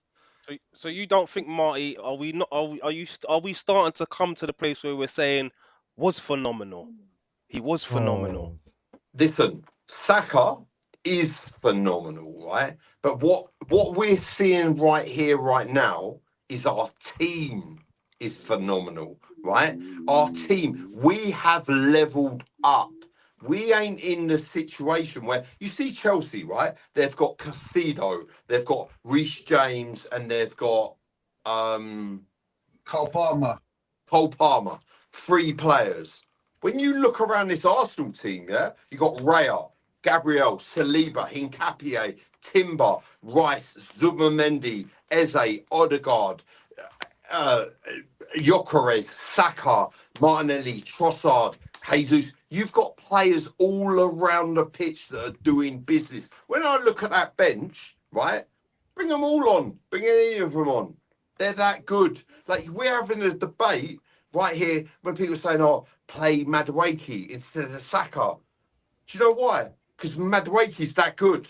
He's right? not. He's that He's good. With right, Havertz, right? This is Havertz He's is that the good. guy that got trashed, right? Got trashed by Arsenal fans, right? A year ago. Now, everyone's like, Havertz back, right? This guy, and this is where people forget, and Chelsea fans forget, right? Chelsea fans definitely forget. This guy won them the Champions League, won a goal in a clutch moment. And I'm surprised as well. And this bit them in the arse. Do you remember that Carabao Cup when Havertz came on, right? Rounded Sanchez, back of the net, did it. Thank you very much. That's what that guy does.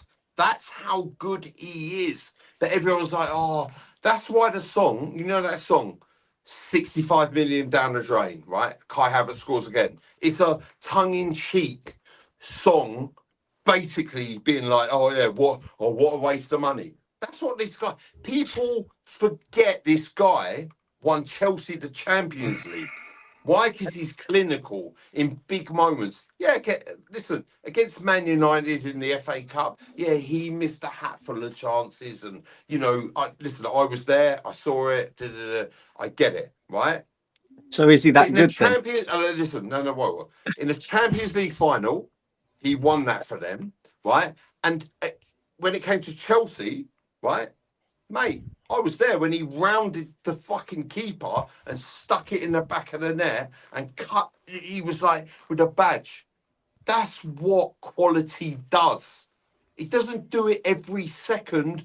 He doesn't score 3 or 5 goals a game, but in clutch moments, it happens. That's Yeah, how look, it Marty, yeah, I goes. agree with you on that. Havertz certainly scores big goals, but he's definitely not clinical. But listen, I wanted to read this comment here because I think it's going to be quite an interesting. No. In fact, I'm gonna look at the minute that we're at because this is going to get clipped. Because let's see what the panel react to this. And big up, I think it's PD Will who's always here. It's Showing my us mate. love. It's my mate Big Paul. up. He's a Oh mate. yeah, well, thanks a Daniel lot. he's a Man United fan. He's my mate Paul. Yeah, all right. Known Look, listen. So let's address this. Big up Paul in the house. Thanks for the comment each Yeah, and big every up Paul. time, man. And look, I've seen quite a few new people in here. I think what's the name of this guy? Freya Terry Tibbs. I think he's a new subscriber. So big yourself up, all of you guys. We'll come to this in a sec. Havertz is a moments player. I agree with that as well. He does have big moments. Anyway, let's go back to the Man United one. Where is it? PD Will. Just quickly. So, What was the just Chelsea quickly, goal at the end of the game? Was that not a moment? on that comment, right? On that comment, Havertz isn't a big moment. So I'm still waiting for that. I was there in that semi-final when we stuck Chelsea out of the Carabao Cup. What, Chelsea in that Carabao Cup final? No, we are. No, we are. Yeah, we are, right? Why?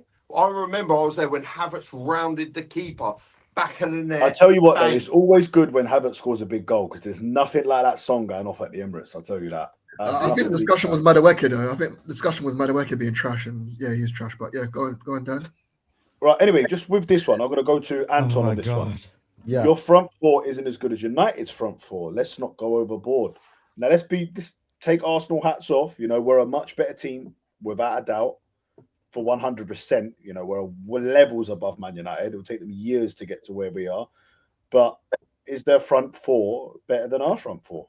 They don't play a front four. Manchester United don't play a front four. They play a 4-2-3-1. What are you going on about? Ridiculous. Yeah, they got a front four. That's a front four.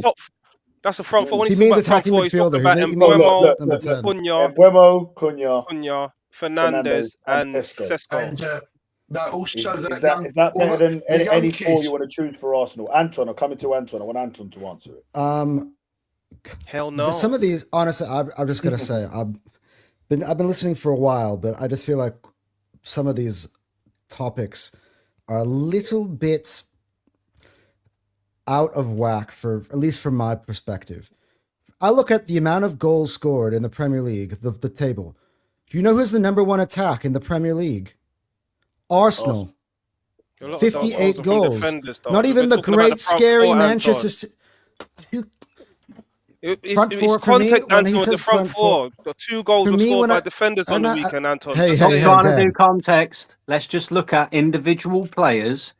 Front four. This is where everybody gets wrong. We're gonna go ahead. We're gonna look at the stats. What's Saka's stats versus Mbeumo? What's Cunha's stats versus Trossard's stats? I don't even need to look at stats. I can tell you straight away already. This is where we are all wrong. Chelsea fans on the weekend. I watched their fan cams. You know what they're all saying?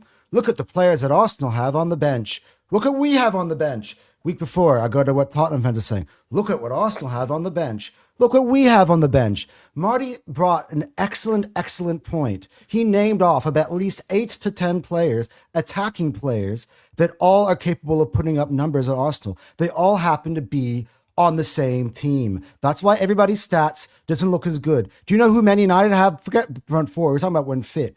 Who do you have Man United have on the bench as a backup to those players? Arsenal are a better team. We're top of the league. We're top of we are the best team in the world right now. Fleming and Anthony have so many more options than everybody else. That's why I don't like this. Anton, that wasn't the question. Go on. That was not the question. Yeah, answer the question, Anton, my bro. No. You don't want to answer Saka, it. Of course Saka you don't over, want to answer it. Saka over Mbeumo all day, every day. Trossard over Cunha all day, every day. You're forgetting what's really? No, sorry, you're living in the moment. Sorry, both of those. First of all, Cunha was struggling for form for the longest part of the season. He finally started to bang recently, but Trossard from October to January was lights out. He basically meant that we couldn't even play Eze, who we originally bought to buy on the left wing. He couldn't even get into the team because Trossard was so good. Like Saka doesn't need to even be putting up numbers this season because I know what he is overall. I know what he's going to produce to me in these final moments of the game. It's about what's coming on next. What's not about what's happening now. Gyökeres over Sesko. I don't even need to get into that. I had an argument about that the entire summer. Sesko for me would have been an awful signing for Arsenal, and I'm happy that we never made that. And okay, Bruno probably the only one of the four for me that I would take. Really? I'd take 3. I'd take 3 of the 4. So you would sell Saka tomorrow and buy Mbeumo. You think Arsenal's a better team? No, I would sell Madueke and take Mbeumo.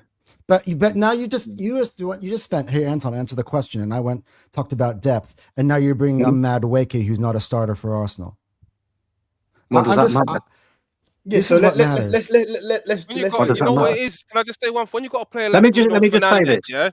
Right? Yeah, Bruno Fernandes. The top 4, your top 4 strikers or players that he three around him are going to go to another level anyway. But can I tell you, they have one Bruno Fernandes. We have an Odegaard, a Havertz, an Eze. We have 3 players who are at least somewhat just under that level. That as a collective are better. No, but as a collective, the 3 of them are better. We have more options. If Bruno gets injured tomorrow, they're screwed.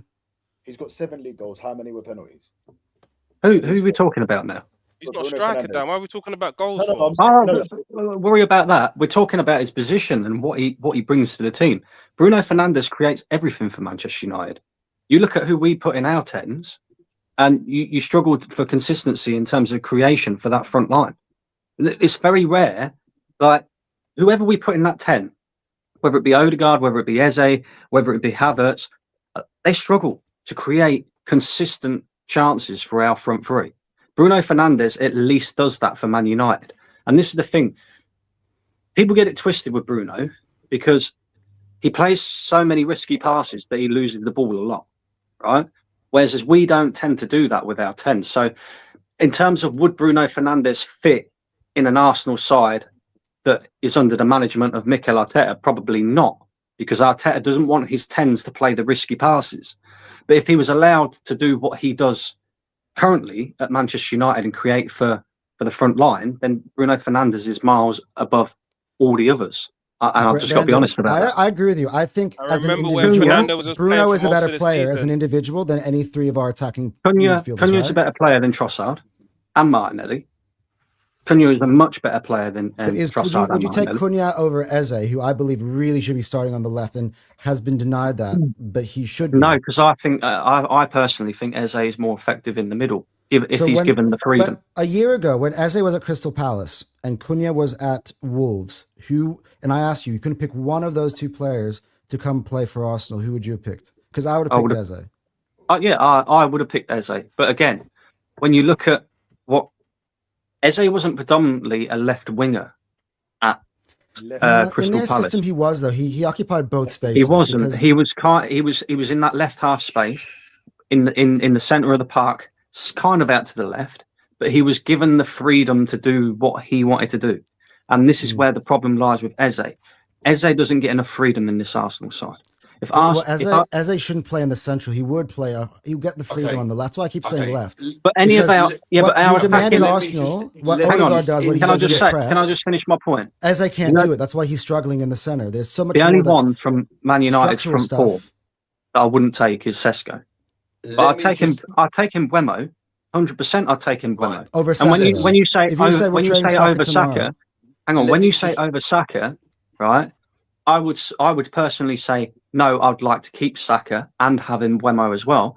But if we look at it at the moment and what Saka is providing, and the fact that his hamstrings are hanging off, and that he's not quite the Bukayo Saka. If I see this sort of Bukayo Saka for another year or two, and he's still not of the level, then yeah, I'd swap Mbeumo and Saka all day long. But here's what people keep telling me. I'll give you Marty just 1 second. Here's what people keep telling me about our players. When I've been saying, hey, this player is better than the other players in the past, the players that we have. How many trophies have they won? Well, by the end of the year, if Saka is winning Champions Leagues and Premier League, which I expect him to, by the way, in this season, given where we are and our Champions League run and where we are sitting in the Premier League, and Mbeumo is sitting there in 4th place in the Premier League, I would be asking a Man United fan, be like, hey, well, what trophies is Mbeumo winning this season? Okay, so let me just interject with this. So Eze, right? Listen, I've just seen Eze destroy Tottenham in 2 games. You wheel that guy out for them games. I'm good with that, right? I'm good with that. Simple, right? End of situation. Saka, on the Saka situation, listen, Saka, star boy, whatever, but he's in a team right here, right now, which is not reliant on Bukayo Saka. There's stars all around the pitch. There are players like Bukayo Saka a couple of seasons ago, right? Yeah, fair play. But you've got the Declan Rices, Supermendy's, Gabriel, Salibas. You've got the Calafiori's, Hincapie's, Timbers. You've got all of them. It's not Bukayo Saka, fantastic player, 100%. He right here, right now, he ain't no focal point for Arsenal. He's just not. Like he you don't have one, injured, and Madueke came in. No, guys, what's going on? Anyway, boys, we're going to start wrapping up now. Anyway, it's nearly been 2 hours, and I appreciate everyone coming. But I want to do Brighton scorelines first. I'm going to start with negative, realist, positive, whatever you want to call him. Dan, what are you saying to me, bro? How you feeling? Me and you are obviously going to the game. Yeah, when we spoke about this game I'm nervous. I'm not gonna last lie. week. I'll, Dan, stop that. That's what I didn't need from you, bro. What's that I about? am. I'm more nervous. I'm more nervous What than this. Than the positive Chelsea Dan's game. nervous? What is Yeah, that I about, am. man? I went to the- Brentford. and 9 games to negative go, Dan- Dan. Let's get negative no Dan's time for like, being nervous. Brother, What? No time for being nervous. Brother, What? what's No that, way. brother? I went to Hey, Brighton. listening. I don't know if it was last season or the year before, and it was snowing, and I had to drive back 40 miles per No, hour. listen, you Most ain't could do. positive Dan no more. I'm taking that Ain't away it? from you. You ain't positive Dan. I'm giving you a positive Dan title to negative Dan. He's now positive Dan. Right? Boy, What you what he said is what I was. What he said he was I was about Yeah, I to know say. you 'Cause spoke last too early, week, Marty, on that one. yeah, last week when we was talking about Chelsea Brighton, I said it's not the Chelsea game that I'm concerned about, man. It's the Brighton one that I'm concerned about. If I'm being honest with you, but I don't go away games unless I think we're gonna get a win. So that should tell you that I think we're gonna get over the line. But I think it's gonna be a hard game, man. I don't think it's gonna be easy. Did we draw there? Did we drew there last year? I'm sure we drew there last year, 1-1. We did, innit? I remember when Yeri scoring. When was that? Was that last year or the year before? When Last Yeri year. scored. Yeah, it was 1-1 last year. Yeah, 1-1 last year. Yeah, they're a bit of our when bogey team. Yeri scored and got injured. Yeah, And I remember when we was going for the terrible. Premier League that season. I think Granit Xhaka, did he get sent off or he made a big mistake, man, at the Emirates? Brighton are a bit of a there last we season. beat Brighton. You went to the Premier League. We beat Brighton in both those seasons away. No, We last beat- year talking got about one home, But No, in last year it was a 22 draw. Oh, last Sleeper year was different. penalty. But in 22-23, when Xhaka was playing, we beat Brighton that year. Yeah, At we beat home, them not at 4-2 home. one time, innit? I remember that We because was 4-0 up Trossard was after. playing his first game against them when he was with Arsenal. Yeah, and we was beat 4-0 them. up, weren't we? And then We in the drew year that 4-2. we went all the way to the last day of the season, we also beat them away that year too. So I go was on, Dan. talking about What's home, your... Anton. I'm going for mate. They're on the back of 2 wins as well, Brighton. I'm gonna go for a 2-1, man. But that's a shaky 2-1. I'm telling you, it's shaky. set piece? 2-1. However we get it done, just get the job done. But yeah, I think we'll get over the line. Just. Brandon, what you saying, bro? I'm going 2-0 Arsenal. 2-0 Arsenal. I think we'll keep a clean sheet. It's going to be a tough game. Very tough game. But hopefully we get this one out of the way. When was the last time we kept a clean sheet? It's been a while. It's been a while. But Leeds. Leeds, probably Leeds 4-0. Leeds. yeah, 4-0. Leeds 4-0. So Sunderland 3-0. Oh, sorry, sorry. Sunderland 3-0, yeah. So away yeah, from home, though. Away from home, Leeds. Yeah, we drew a clean sheet. Yeah. We are definitely drew a clean sheet, and I think Brighton, they're a good side, but they're not the same Brighton side that we've seen over the last two years or so. I reckon we'll win that game, and hopefully Actually, we actually kept a clean sheet if we against do win Wigan that too, game, didn't we? if we win that game, I think we'll win the rest of our games up until the cup final. And then for me, what has always been reliant on this league for me is, number one, we have to win that cup final, and if the points gap remains the same, then we've got to go to the Etihad and take something. So Yeah, but Brandon, I'm of the view, even if we was to, God forbid, lose that final, I don't think it's over and the mentality is gone. I think that could even spur us on if that happened. I get what you're saying. Possibly, but I just think a team that's been waiting for so long for a trophy to then lose that final would be mentally damaging, I think. Yeah, like when we lost to Birmingham City in the Carabao Cup that year. Because it's City, it's different if it was to some other team. But because it's City, I agree with Brandon. Anyway, can I get mine? James, you're going to give a long answer, so we'll come to you at the end. No, I'm not. I'm not. Go on then. Listen, Firstly, this is how you're going to start. Firstly, I want to say this. There we go. The 2 Rottweilers giving it large. I live at the Emirates. It's my manor. I run this place. Right, listen. I live at the Emirates. Do you live at Islington? I live at the stadium. Yeah. All right. You run this channel. I run the Emirates. Right. Go on. There we go. Right. Can I see your back garden, James? Do you view the Emirates from your window? Can you see the Emirates from your window? No, is that a Shakespearean sexual innuendo? Come on, let's No. No, I was actually because me and my missus were planning on going to London. We've been looking at all these Airbnbs to stay at, and I've been pushing for this one where it's outside the Emirates, and Are you you open coming up to the London window for, and you can Anton? see the Emirates. Anton, wait. When are you coming to London for the parade? No, probably October. Yeah. Leave No, the Anton, missus at home. Leave Anton, her at home, Anton. We want you by Anton. yourself. So you're not coming to the parade, Anton? When I first moved into the Emirates, It's very expensive to fly to Europe at this point in time. At that day, it cost me about $7,000 to get there and back. Just flights.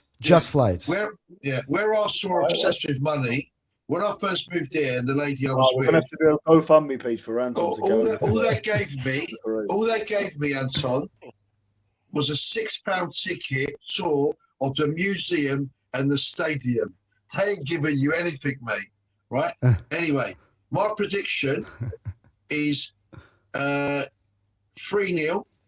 Brendan, I agree with his point. That's not the Brighton of about 3 or 4 years ago. But I agree with Negative Dan that the Brighton's form has been good the last 2 games. I don't think Brighton will give us as good a test as what Chelsea do. And I think we'll beat them 3-0. Wow. That was quick. Yeah. There you go. I thought I was waiting for another 8 minutes there, James. That was a Yeah, I was like, that's why I said it was quick. I was like, what's next? Where's the t-shirt? Where's the t-shirt? There we go. I've got one. Right. Who wants to go? What are Manchester City known as? The Sharks. Yeah. Bring out your Sharks. What's the what dinosaur? Jurassic. You know Jurassic Park. Yeah. Are you calling us old? Are you calling us old, James? Yeah. Right. Bring your Sharks. A Jurassic Park dinosaur will mash you up. End of. I'll go. Yeah, I'm gonna go. As much as you know what, it's funny because I was thinking about it earlier, and I thought we haven't kept the clean sheet for so long, and I thought like Brandon would due one. Maybe this defense will get it together and we'll get a clean sheet. But I don't know. Just the only away game I've been to this season when we kept the clean sheet was Manchester United. That's that I've been to. I've only been to 5 or 6. I went to Villa, we lost. I went to Chelsea, we drew. I went to Brentford, we drew. You know, not had much luck. They just went Brentford and won 2-0. You know, Dan. Can't believe that, mate. Yeah, that's what I'm saying. So look, it's going to be a tough game. I'm going to go for a 2-1 Arsenal win, late goal, galvanise the team, big win. But also, and you guys can give your predictions, and I'm sure they're all just going to be 3 or 4-0 City. I'm going to go for Forest to shock City and go there and win 2-1 and turn this title up. Yeah, listen. Daniel, stop it, Dan. I love it. Very entertaining. I love you two bicker like an old couple. It's great. Daniel, do you remember about three seasons or and you 4 want people to bet? Ago, get that in your bet, mate. Forest double chance. Yeah. Daniel, you could be right. 3-4 seasons ago, Forest beat them. Do you remember? Yeah. God, 4 years ago. SJ, we got your prediction. Have you done yours yet? Funny, if we don't win, brother, it'll be the last one I go to. I promise you. I think we're gonna draw 1-1. To be honest. SJ, I'm signing out. I'm signing out. Dan, I'm not coming no more. Dan, I'm not coming after SJ said that. No, I just think we're gonna be one of them games we draw 1-1. I still think we win the league, but I just think we're gonna drop points at Brighton. So we drop points at Brighton and Man City win. You still think we're gonna win it? Yeah, I think City will drop points against Chelsea. I think that's where we regain our points, and then we go to the draw. I've got to change your name, SJ. You are negative, more negative than negative Dan. Do you know what? I call him the voice of reason, and he's telling me. I hope I'm wrong, but I just. That's not good.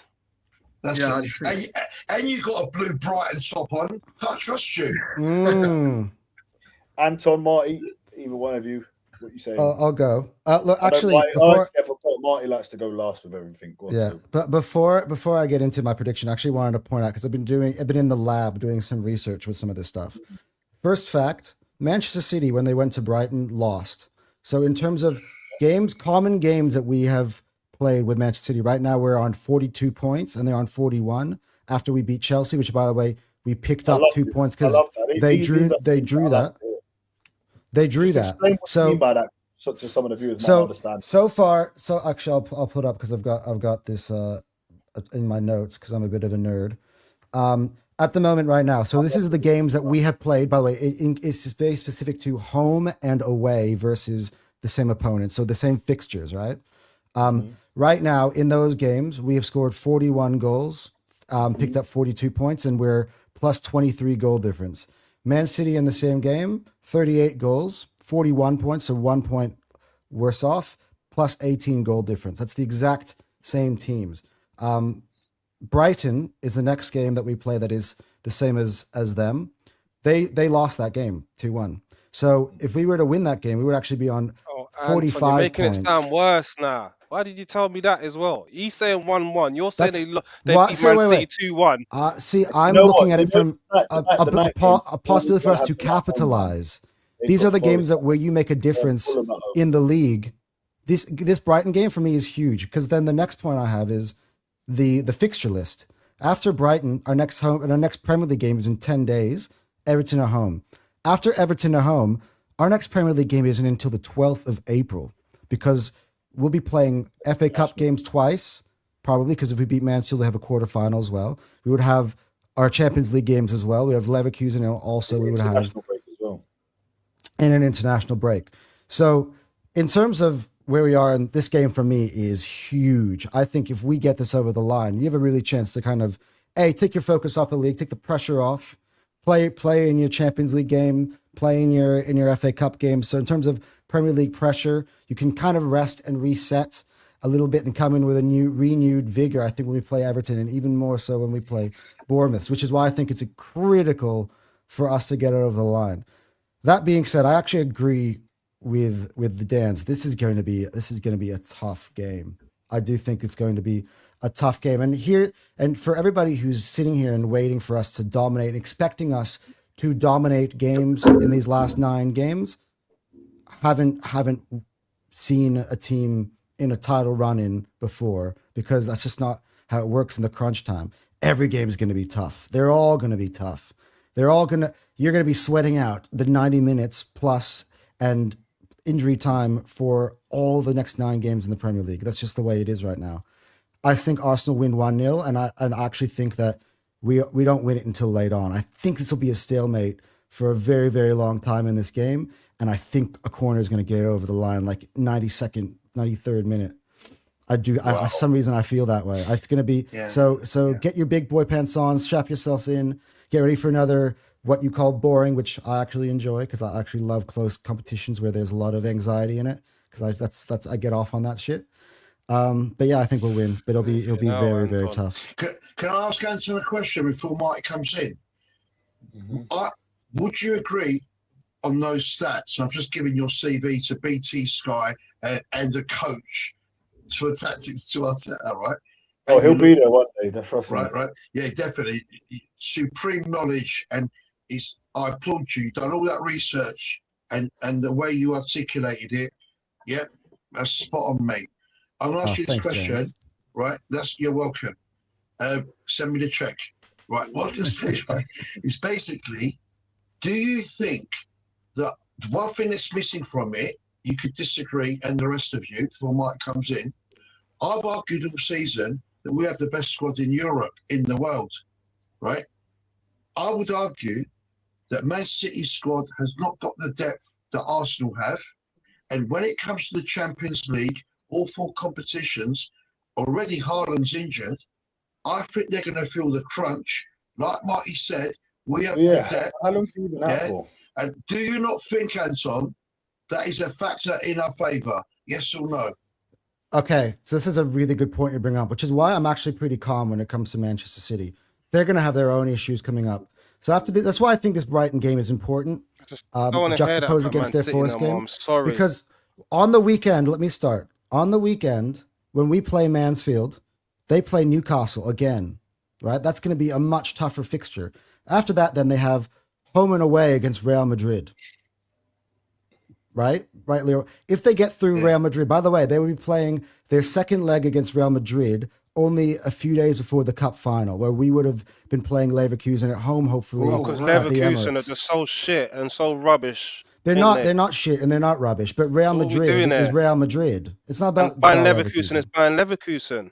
It's still the same output they're both going to put in. It's not doing there. No, Daniel, Anton's right. Real Madrid are historic. They've won the European Cup 15 times, mate. historically shit against English teams over the last 4 years. But They're then, gonna get but then let's smashed. say That's what I that believe. City get. They lost at home to Getafe tonight. Let's say that City get through Real Madrid. Look, 3 days before our big clash. I've looked at it in the dates. you 3 don't know, days right? before we Well, play them at the Etihad, play more. City would have played away from home at the Allianz Arena in Munich if they were to make it through to that quarterfinal, right? And what would we have played at home? We played at home. Bodo Glimt was Sporting at home. By the way, that would have been 4 days earlier because we played the day before through the fixtures. So I've seen it all. I've seen all these ifs and buts, but look, Madrid could knock them out. no, so but we the don't- thing is that James, to come back to what James's point is that they are going to have their own really, really tough Listen, fixtures even outside the this Premier weekend, League, and Anton, that this could weekend, really we go eke to out Man some of City. their. They go to Yeah, Newcastle. I started that with that Dan. Sorry. Yeah.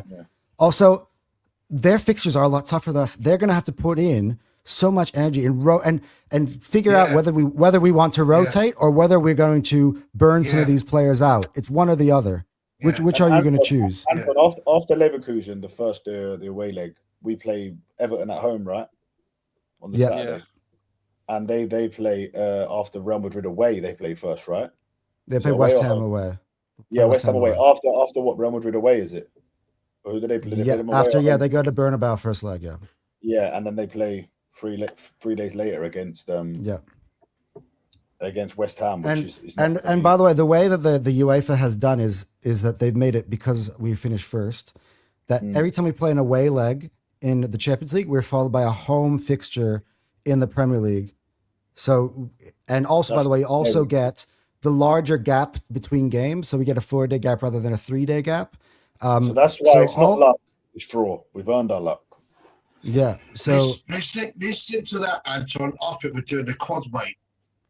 Yeah, mate. Well, I think that's why it's important to stay on top after this Brighton game, because the fixtures at that point work in our favor afterwards. The last games where I feel like we come in with the tougher task than they do. And I also believe, by the way, I honestly, truly believe we are going to go to the Etihad and turn them over. I think we're going to go to the Etihad. I think we're going to go to There's no one in Etihad there and- with me now. Brandon, How is where this- did how you is this- disappear to? But how's it toxic positivity? Listen, but I've got facts and things that I'm looking at that are indicators of what's true. Yeah, What people are always get lost in is like, where are we now on the 3rd of March? It's what on- first of all, a few weeks I heard you say let's not focus on Man City. Now you've done a full report on Man City and the reasons why. They're gonna be They're they're two gonna be different more things. tired than us. They're and two this is- different this- things. this and that's I'm gonna saying happen. Come don't on. base Arsenal's season off of. The one thing is don't look at Man City and then start feeling anxiety on how you should feel about Arsenal's season and if Arsenal's going to do it or You need not. to feel anxiety when they're. What I'm doing down right the now legs. is cutting out the legs of our opponent Let me and ask you a telling you question. If this God forbid and we- popping up this bubble that everybody's had this fantasy Wait, that Anton, God Man forbid City that are we this draw scary tomorrow. shark and that They are they have a scary. better They're chance on- of they're on winning the it than back of Arsenal. 4 wins. They are scary at the moment because they won 4 No, games in a row. no. Hard games Daniel. as well. If we played Liverpool those away. same fixtures, forget about Liverpool. 3 of those 4 fixtures, we would have won those too. In fact, we have. Oh, just forget this about season. Liverpool. Yeah, We won those forget same about- no, fixtures I'm not this gonna season. forget about Liverpool. I'm not going to do that. I'm not going to do that. Liverpool. All I'm saying is, I've forgotten about Liverpool a long time ago, Dan. God, Yeah. listen, God forbid we draw tomorrow and they win. Are you going to be still saying Well, the same stuff? That's why I keep But saying. you're going I to be saying started we're off ahead saying on goal by difference, but we're going to the be ahead Brighton on goal game is difference. super important. I said it's really important. Like Very it's good. How honestly you the- feeling, mate? Yeah. Anton, I think you're inspirational. And you Oh, thanks, look James. at the positive. Daniel, if you start at the bottom, you stay in I'm the not starting- dungeon. Right? Who's starting at the Oh. bottom? Right. Who's starting at the Right. bottom, James? What are you talking No, about? you're being I'm a too realist. negative. What You did I have say to was negative? Tell me believe. what I said was negative. What You else did I have say to was believe. negative? Daniel, you Pick have one to thing out that I believe. said was negative. No, believe in your club. I do Oh. believe in my club, but I'm also Bel- scared of Man City. I'm scared of Man City. Well, There, I said right. it. But That's it. we've Same scored way- more same goals than way. them. We've Yeah, conceded yeah. less That's it. goals than them. If you guys What don't want to are worry they about doing Man that we're City, not be doing? nice. Really Be big nice. So goals, Dan, No, this They're winning season, more this games, guys. season, They're Dan. winning more games. But Anton, stop talking Daniel, nonsense. at What are they least- doing that we're not Daniel- doing? Last 4 games, they've Daniel. won all 4. We've drawn 2 and Okay, won 2. okay. They picked Sorry. up 12 Okay. points. We picked up Okay. 6. That's why Yeah, I'm but what- scared. Out of That's why. 29 games, Yeah, we but picked what- up 64 good points, and after We're talking 58, they about the picked up last 4 58. games. We're talking about the Yeah. last 4 What games, Anton is Anton. showing you. Is What it Anton- bad for me to say that I'm scared of Man City? I'll admit it. I you're am. right to do I that. am. And I am. You're right to do That's that. it. But Anton is inspiring. Where you think about City, believe in your club, right? Yeah, I do And believe. I do believe. he's showing I do you believe. the light at the end of the tunnel. We are going to do this. Listen. All right, man. I hope so, man. I hope so. I really do. James is doing Daniel, hold my James hands. is doing We're going to the promised land.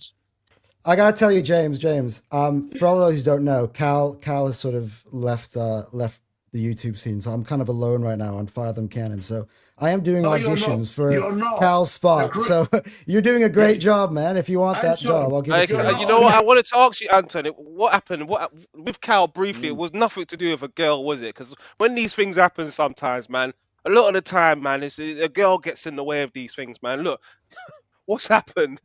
Look, Something's happened. At the same time, Cal's one of my best friends, so I'm going to, give him all the privacy that he needs. But all I'll say is that I just, for him mentally, I think just doing this, covering this team every single week in and week out was getting a little bit too much. He was getting too obsessed, too stressful, and he was prioritizing over other things in his life, and he felt the other things in his life were kind of being put to the back burner and slipping away. And so he kind of felt like for himself, he had to. No, I don't know.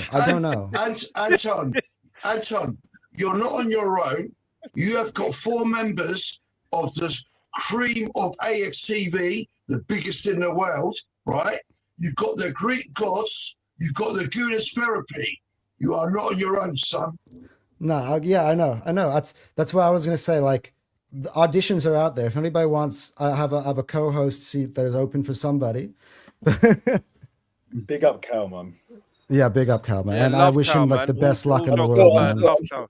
I'm sure he'll be back at some point for sure. But yeah, and he told me he'll be in the live chat too at some point. I get it. There's been loads of times, I've stopped going on Football Terrace because I was going on that every week. And again, you have life, you have other things, you have work, commitments, family. It does get, and it is a lot. And also, what you notice when you're on this YouTube thing, which I've noticed, all I do is talk football anyway. So when I go down a pub, when I see my dad, wherever I go, when I'm at work, it's always football. And sometimes when you've just done a 2-hour stream on here, or then you've gone on to the terrace and done another hour stream. One day I did 7-hour streams in one day.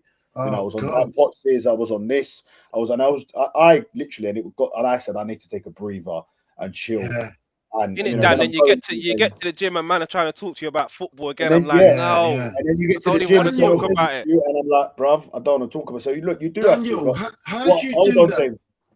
Yeah. Hold on, James. I'm just going into it. I said what I said to myself, rather than pull myself out of it totally, is I'll try and focus on Gunas therapy, try and focus on the Monday shows. Obviously, I do a little bit of work here with AFTV, which is something new and fresh and it's different, and I'm enjoying that. But I totally understand. AFTV. But if Cal could just if you're just doing one show a week, I think, and not dedicating your whole time to it, and like you said, Anton, rewatching games, checking stats, having to be up to date with everything, it is a lot.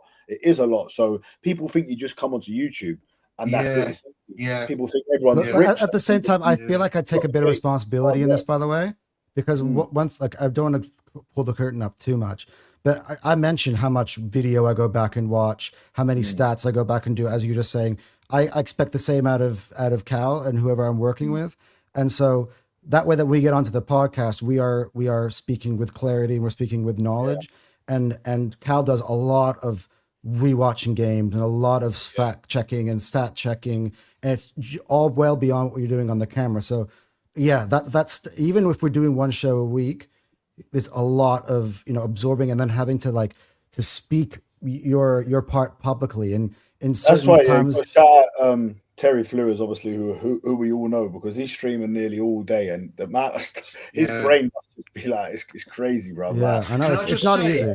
Yeah. I don't know how you do it, Marty. You got a young family.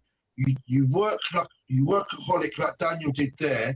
It must take its toll on you, Marty, like it did on Daniel and Anton. How do you do it, Marty?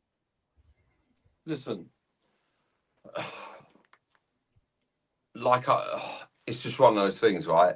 Like I say, like has been said, I love football. I watch a game. I go, watch a game live, and then I come back and watch it 2-3 times. I've got to do it.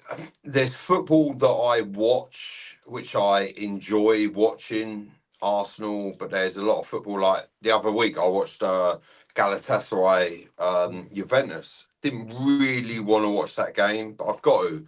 I'm grateful and privileged enough to be in the position that I'm in. Why'd you have to watch that? Based on, you know,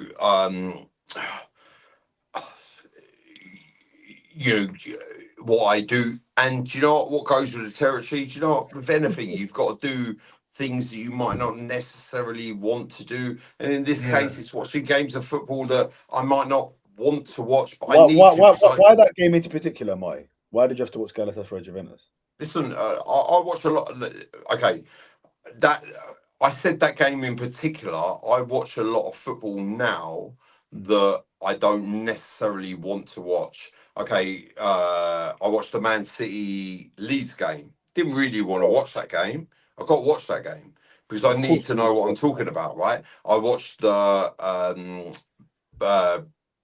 Brentford Burnley game. Didn't want to watch it. I got. Why It was a good game, though. Why did you have to watch that game? I watched the Manchester United Palace game. Didn't really want to watch it. Why do you have to watch Man United? I get you have to watch Arsenal and their rivals Man City fighting for title. Why do you have to watch Man United or a Brentford game? For what? The position I'm in now, right? And this is the truth, right? The You're going on I'm in different now, shows talking about different teams now, isn't it, Marty? It's not all about Arsenal no more, is it? The position I'm in now, listen, which I'm very, very grateful for, is being able to talk about football. I need to know what I'm talking about. So I have to watch football. I can't comment on football as a whole if I don't watch football as a whole. Like I said, listen, I love watching Arsenal. I love this season is one of the best Arsenal seasons that I've ever seen and watched. That's the truth, right? But I have to watch a lot of football. Sometimes I like watching it, right? There's games like, give you an example, a game I enjoyed watching, which was, I enjoyed watching the West Ham Liverpool game, right? I did enjoy that game, right? But I didn't enjoy watching the Tottenham Fulham game, but I had to watch the entirety of the game. So I need to know about Tottenham and Tottenham in the entirety and Fulham and the whole game. The position I'm in, I can't be called out for, oh, you don't know this, it's a gift. I'm very grateful for being in that position, but what comes with that position is I need to know what I'm talking about. Like I can't sit on other panels or talk about things that I don't know about. I need to know. Right here, right now, football is my forte, and originally it started with being on AFTV to because I love Arsenal and I love talking about football, but where it's gone, like TalkSport, this morning I needed to watch Chelsea Burnley last week.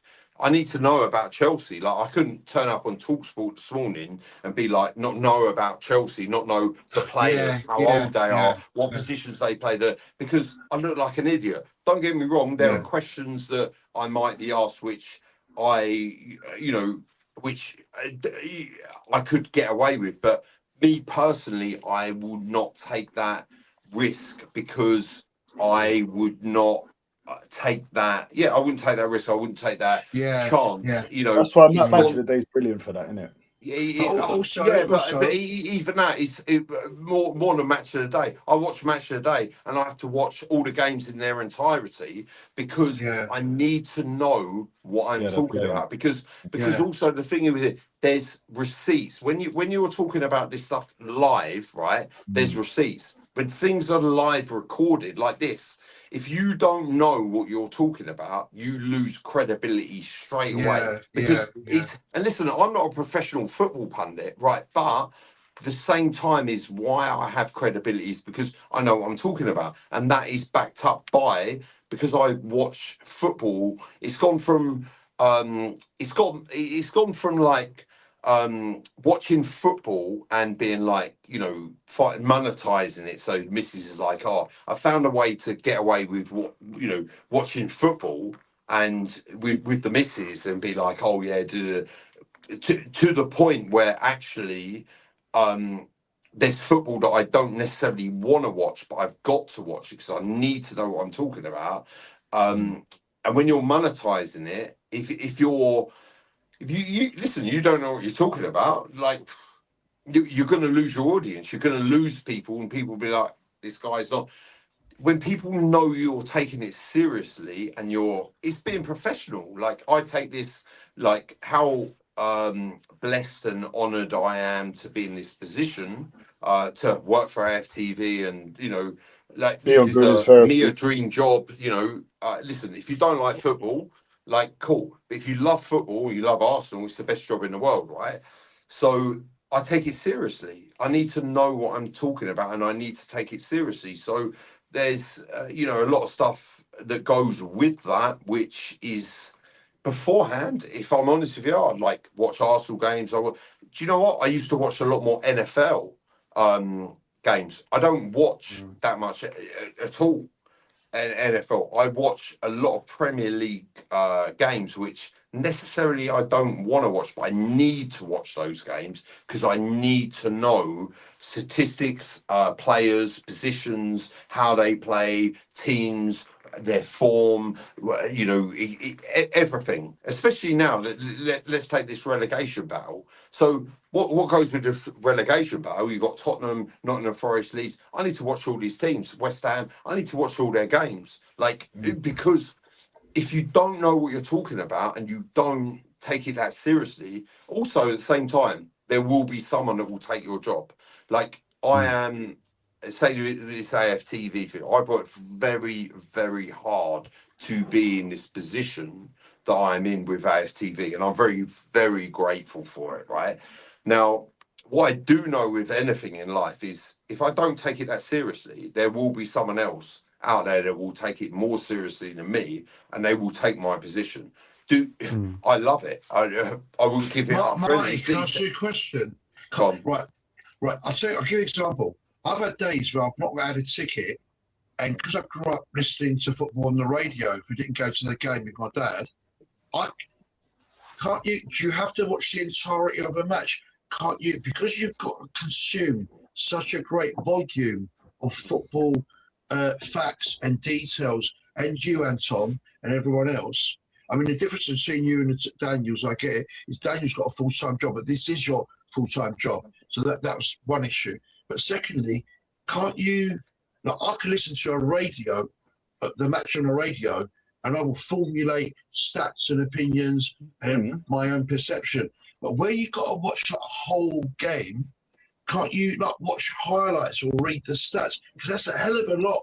That is exhausting, Marty, what you're doing. Right. Okay. Good, James. Really good point. Really good question. Yes, I could falsify it by watching highlights and forging an opinion based on someone else's opinion. But if you do that, you get found out. Essentially, you know why? Because I would be regurgitating, let's say, for example, hypothetically, I watched Match of the Day and I was listening to Alan Shearer and his comments. If I'm regurgitating his comments on all these games, people will find me out and they'll be like, hang on, this is what this guy does. What works with me personally is I have my own opinion on football, and that is why I have the position that I do, right? Because I form my own opinion, okay, and I deliver that. So not only do I have to watch all the matches in their entirety, I have to watch Match of the Day, I have to look at their opinions, I have to watch content on social media, i.e. Instagram, Facebook, Twitter, and YouTube. I have to be around, that's why I always stay around AFTV, fan cams, after everything engrossed, speak to people like that, form my own opinion, be on these forums and listen to everyone's opinions on, football. And then after that as well, I have to formulate or assess, my own opinion and deliver it.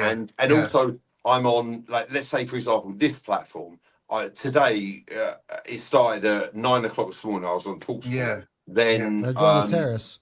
Right, then I've been on this, I've been on Football Terrace, I've also been on the Bench podcast. Today I've been on 5 platforms, right? And that's without yesterday. That's exhausting, Marty. So if you go onto every single platform and you spout the same shit, people will be like, people ain't gonna listen to you because they'll be like, Marty, well, he why- said this on this. Guys, I do have to wrap up now, though, guys, because sorry. I've got to go. But Marty, just quickly, scoreline prediction for tomorrow, mate, because we didn't get your one. Yeah, Dan, you didn't, and I was kind of waiting for it. Like, I was disappointed that it's taking this long. Go on, mate. Right, and I was honestly like, we've been around the houses with it, and we were talking about what I had to do and all this, and I'm glad you interjected at 2 hours and 20 minutes and 59 seconds, and to get my opinion. I was just waiting for that moment, Dan, and you cut in. But that's also why you are an amazing host. My prediction: 4-1. Brighton are going to get smashed. Good, Marty. You know what? They It changed get my perspective smashed. with Marty saying that, with how much football he watches. Yeah. I'm going 6-1 then. Brighton are getting smashed. We're going there. They're getting smashed. Yeah, good, Marty. Listen, Good, I want to thank Marty. this amazing panel who's been with us for 2 hours, 20 minutes. Brandon, obviously, who came on for a little bit as well. Dan, who's probably fallen asleep. God bless. God bless No, him. it's because I questioned his negativity. He's crying. That bit's getting clipped up. Every person who's come in and dropped us a little comment, go on and watch. Go and subscribe to Fire Them Cannons. He'll probably be on his own. He might have a new. I'll have a rotation of people on at the moment. I think that's a good idea. I'll definitely come and join you at some point on it. Anton, I will set your world on fire. Just get me. Big up James. Big up SJ that's come and check out his channel. It's there. I can always never quite read it, but you guys probably can. Got better eyes than me. Go and check out his stuff. Obviously, Marty, he's everywhere and anywhere. Football Terrorist, Talk Sport, obviously mainly with AFTV. Go and check all his stuff out and easier show to some love say on where, Talk Sport as well. Yeah. And Marty, it's easier to say where you're not. We'll be going live next. When will we be going live? Well, we'll be at the Brighton game, so it'll be too late. So maybe you go to the game, Daniel. You know what? I'm thinking Thursday morning. I will be live Thursday morning. So get your notifications on. Thursday morning, I'll be live. If what Dan time, Daniel? I'm not sure yet. I'm gonna see what time I wake up on Thursday. See how the game goes and see how my day is. But Thursday, I will be live at some point. Are you going to the game, Daniel? We are. Me and Dan are going to the game, so that should be good. Take it from there. Can you hear me? Yeah, I want to thank everyone. Just quickly, Dan, right? Go on. This game, Brighton, make sure you get this song sorted out. Yeah. Well, you know what, Marty, that weren't my fault, It's It's Dan's fault. I know. Yeah, even Terry on his Killing the Game was like, you guys got to work on the... You know what, Dan, I said this to Dan, right? I'll say, Dan to Dan, Dan, right? Listen, that guy 6'2", that guy threw you. Don't let that, right? Don't let that. What I love about the pair of you, right? Every single time AFT, you've got a song. William Saliba, that song was the most basic song, right? That was Dan's idea. You know what? No, the idea I had. It's a legendary song, right? You know what? It's on this Brighton game, yeah? Get the song sorted out. Don't let no one interfere. Go and smash it. You know what? Dan, with that headset on, you look like a Bad Bunny from the Super Bowl. You should. He didn't even know how does Saliba go. Come on, remind me. So long, 64 games since he scored. So it was just. We're always singing it in the stadium, Dan. Listen, Dan, don't worry, we're going to practice on the train on the way up there, Dan. That's what we're going to do. Train. It's still got clipped up. It's still done 20,000 views. You know what I mean? So it's all good, man. Right? Yeah. We'll get it right on the next one on Wednesday. If anyone picks on Denzel Washington and the young Vin Diesel, the Greek god at the Emirates, just give a call to the Greek god and I will mash them up. Give us a t-shirt, James. Give us a t-shirt. Big up. Big Listen, up. everyone, thank you for watching. Yeah. Make sure you like. Oh, sorry. Make sure you like and subscribe. Bloody Make hell, what was sure. that? What do you say sorry for, Jay? I'm getting worried, man. Big up. Sorry, I got excited. And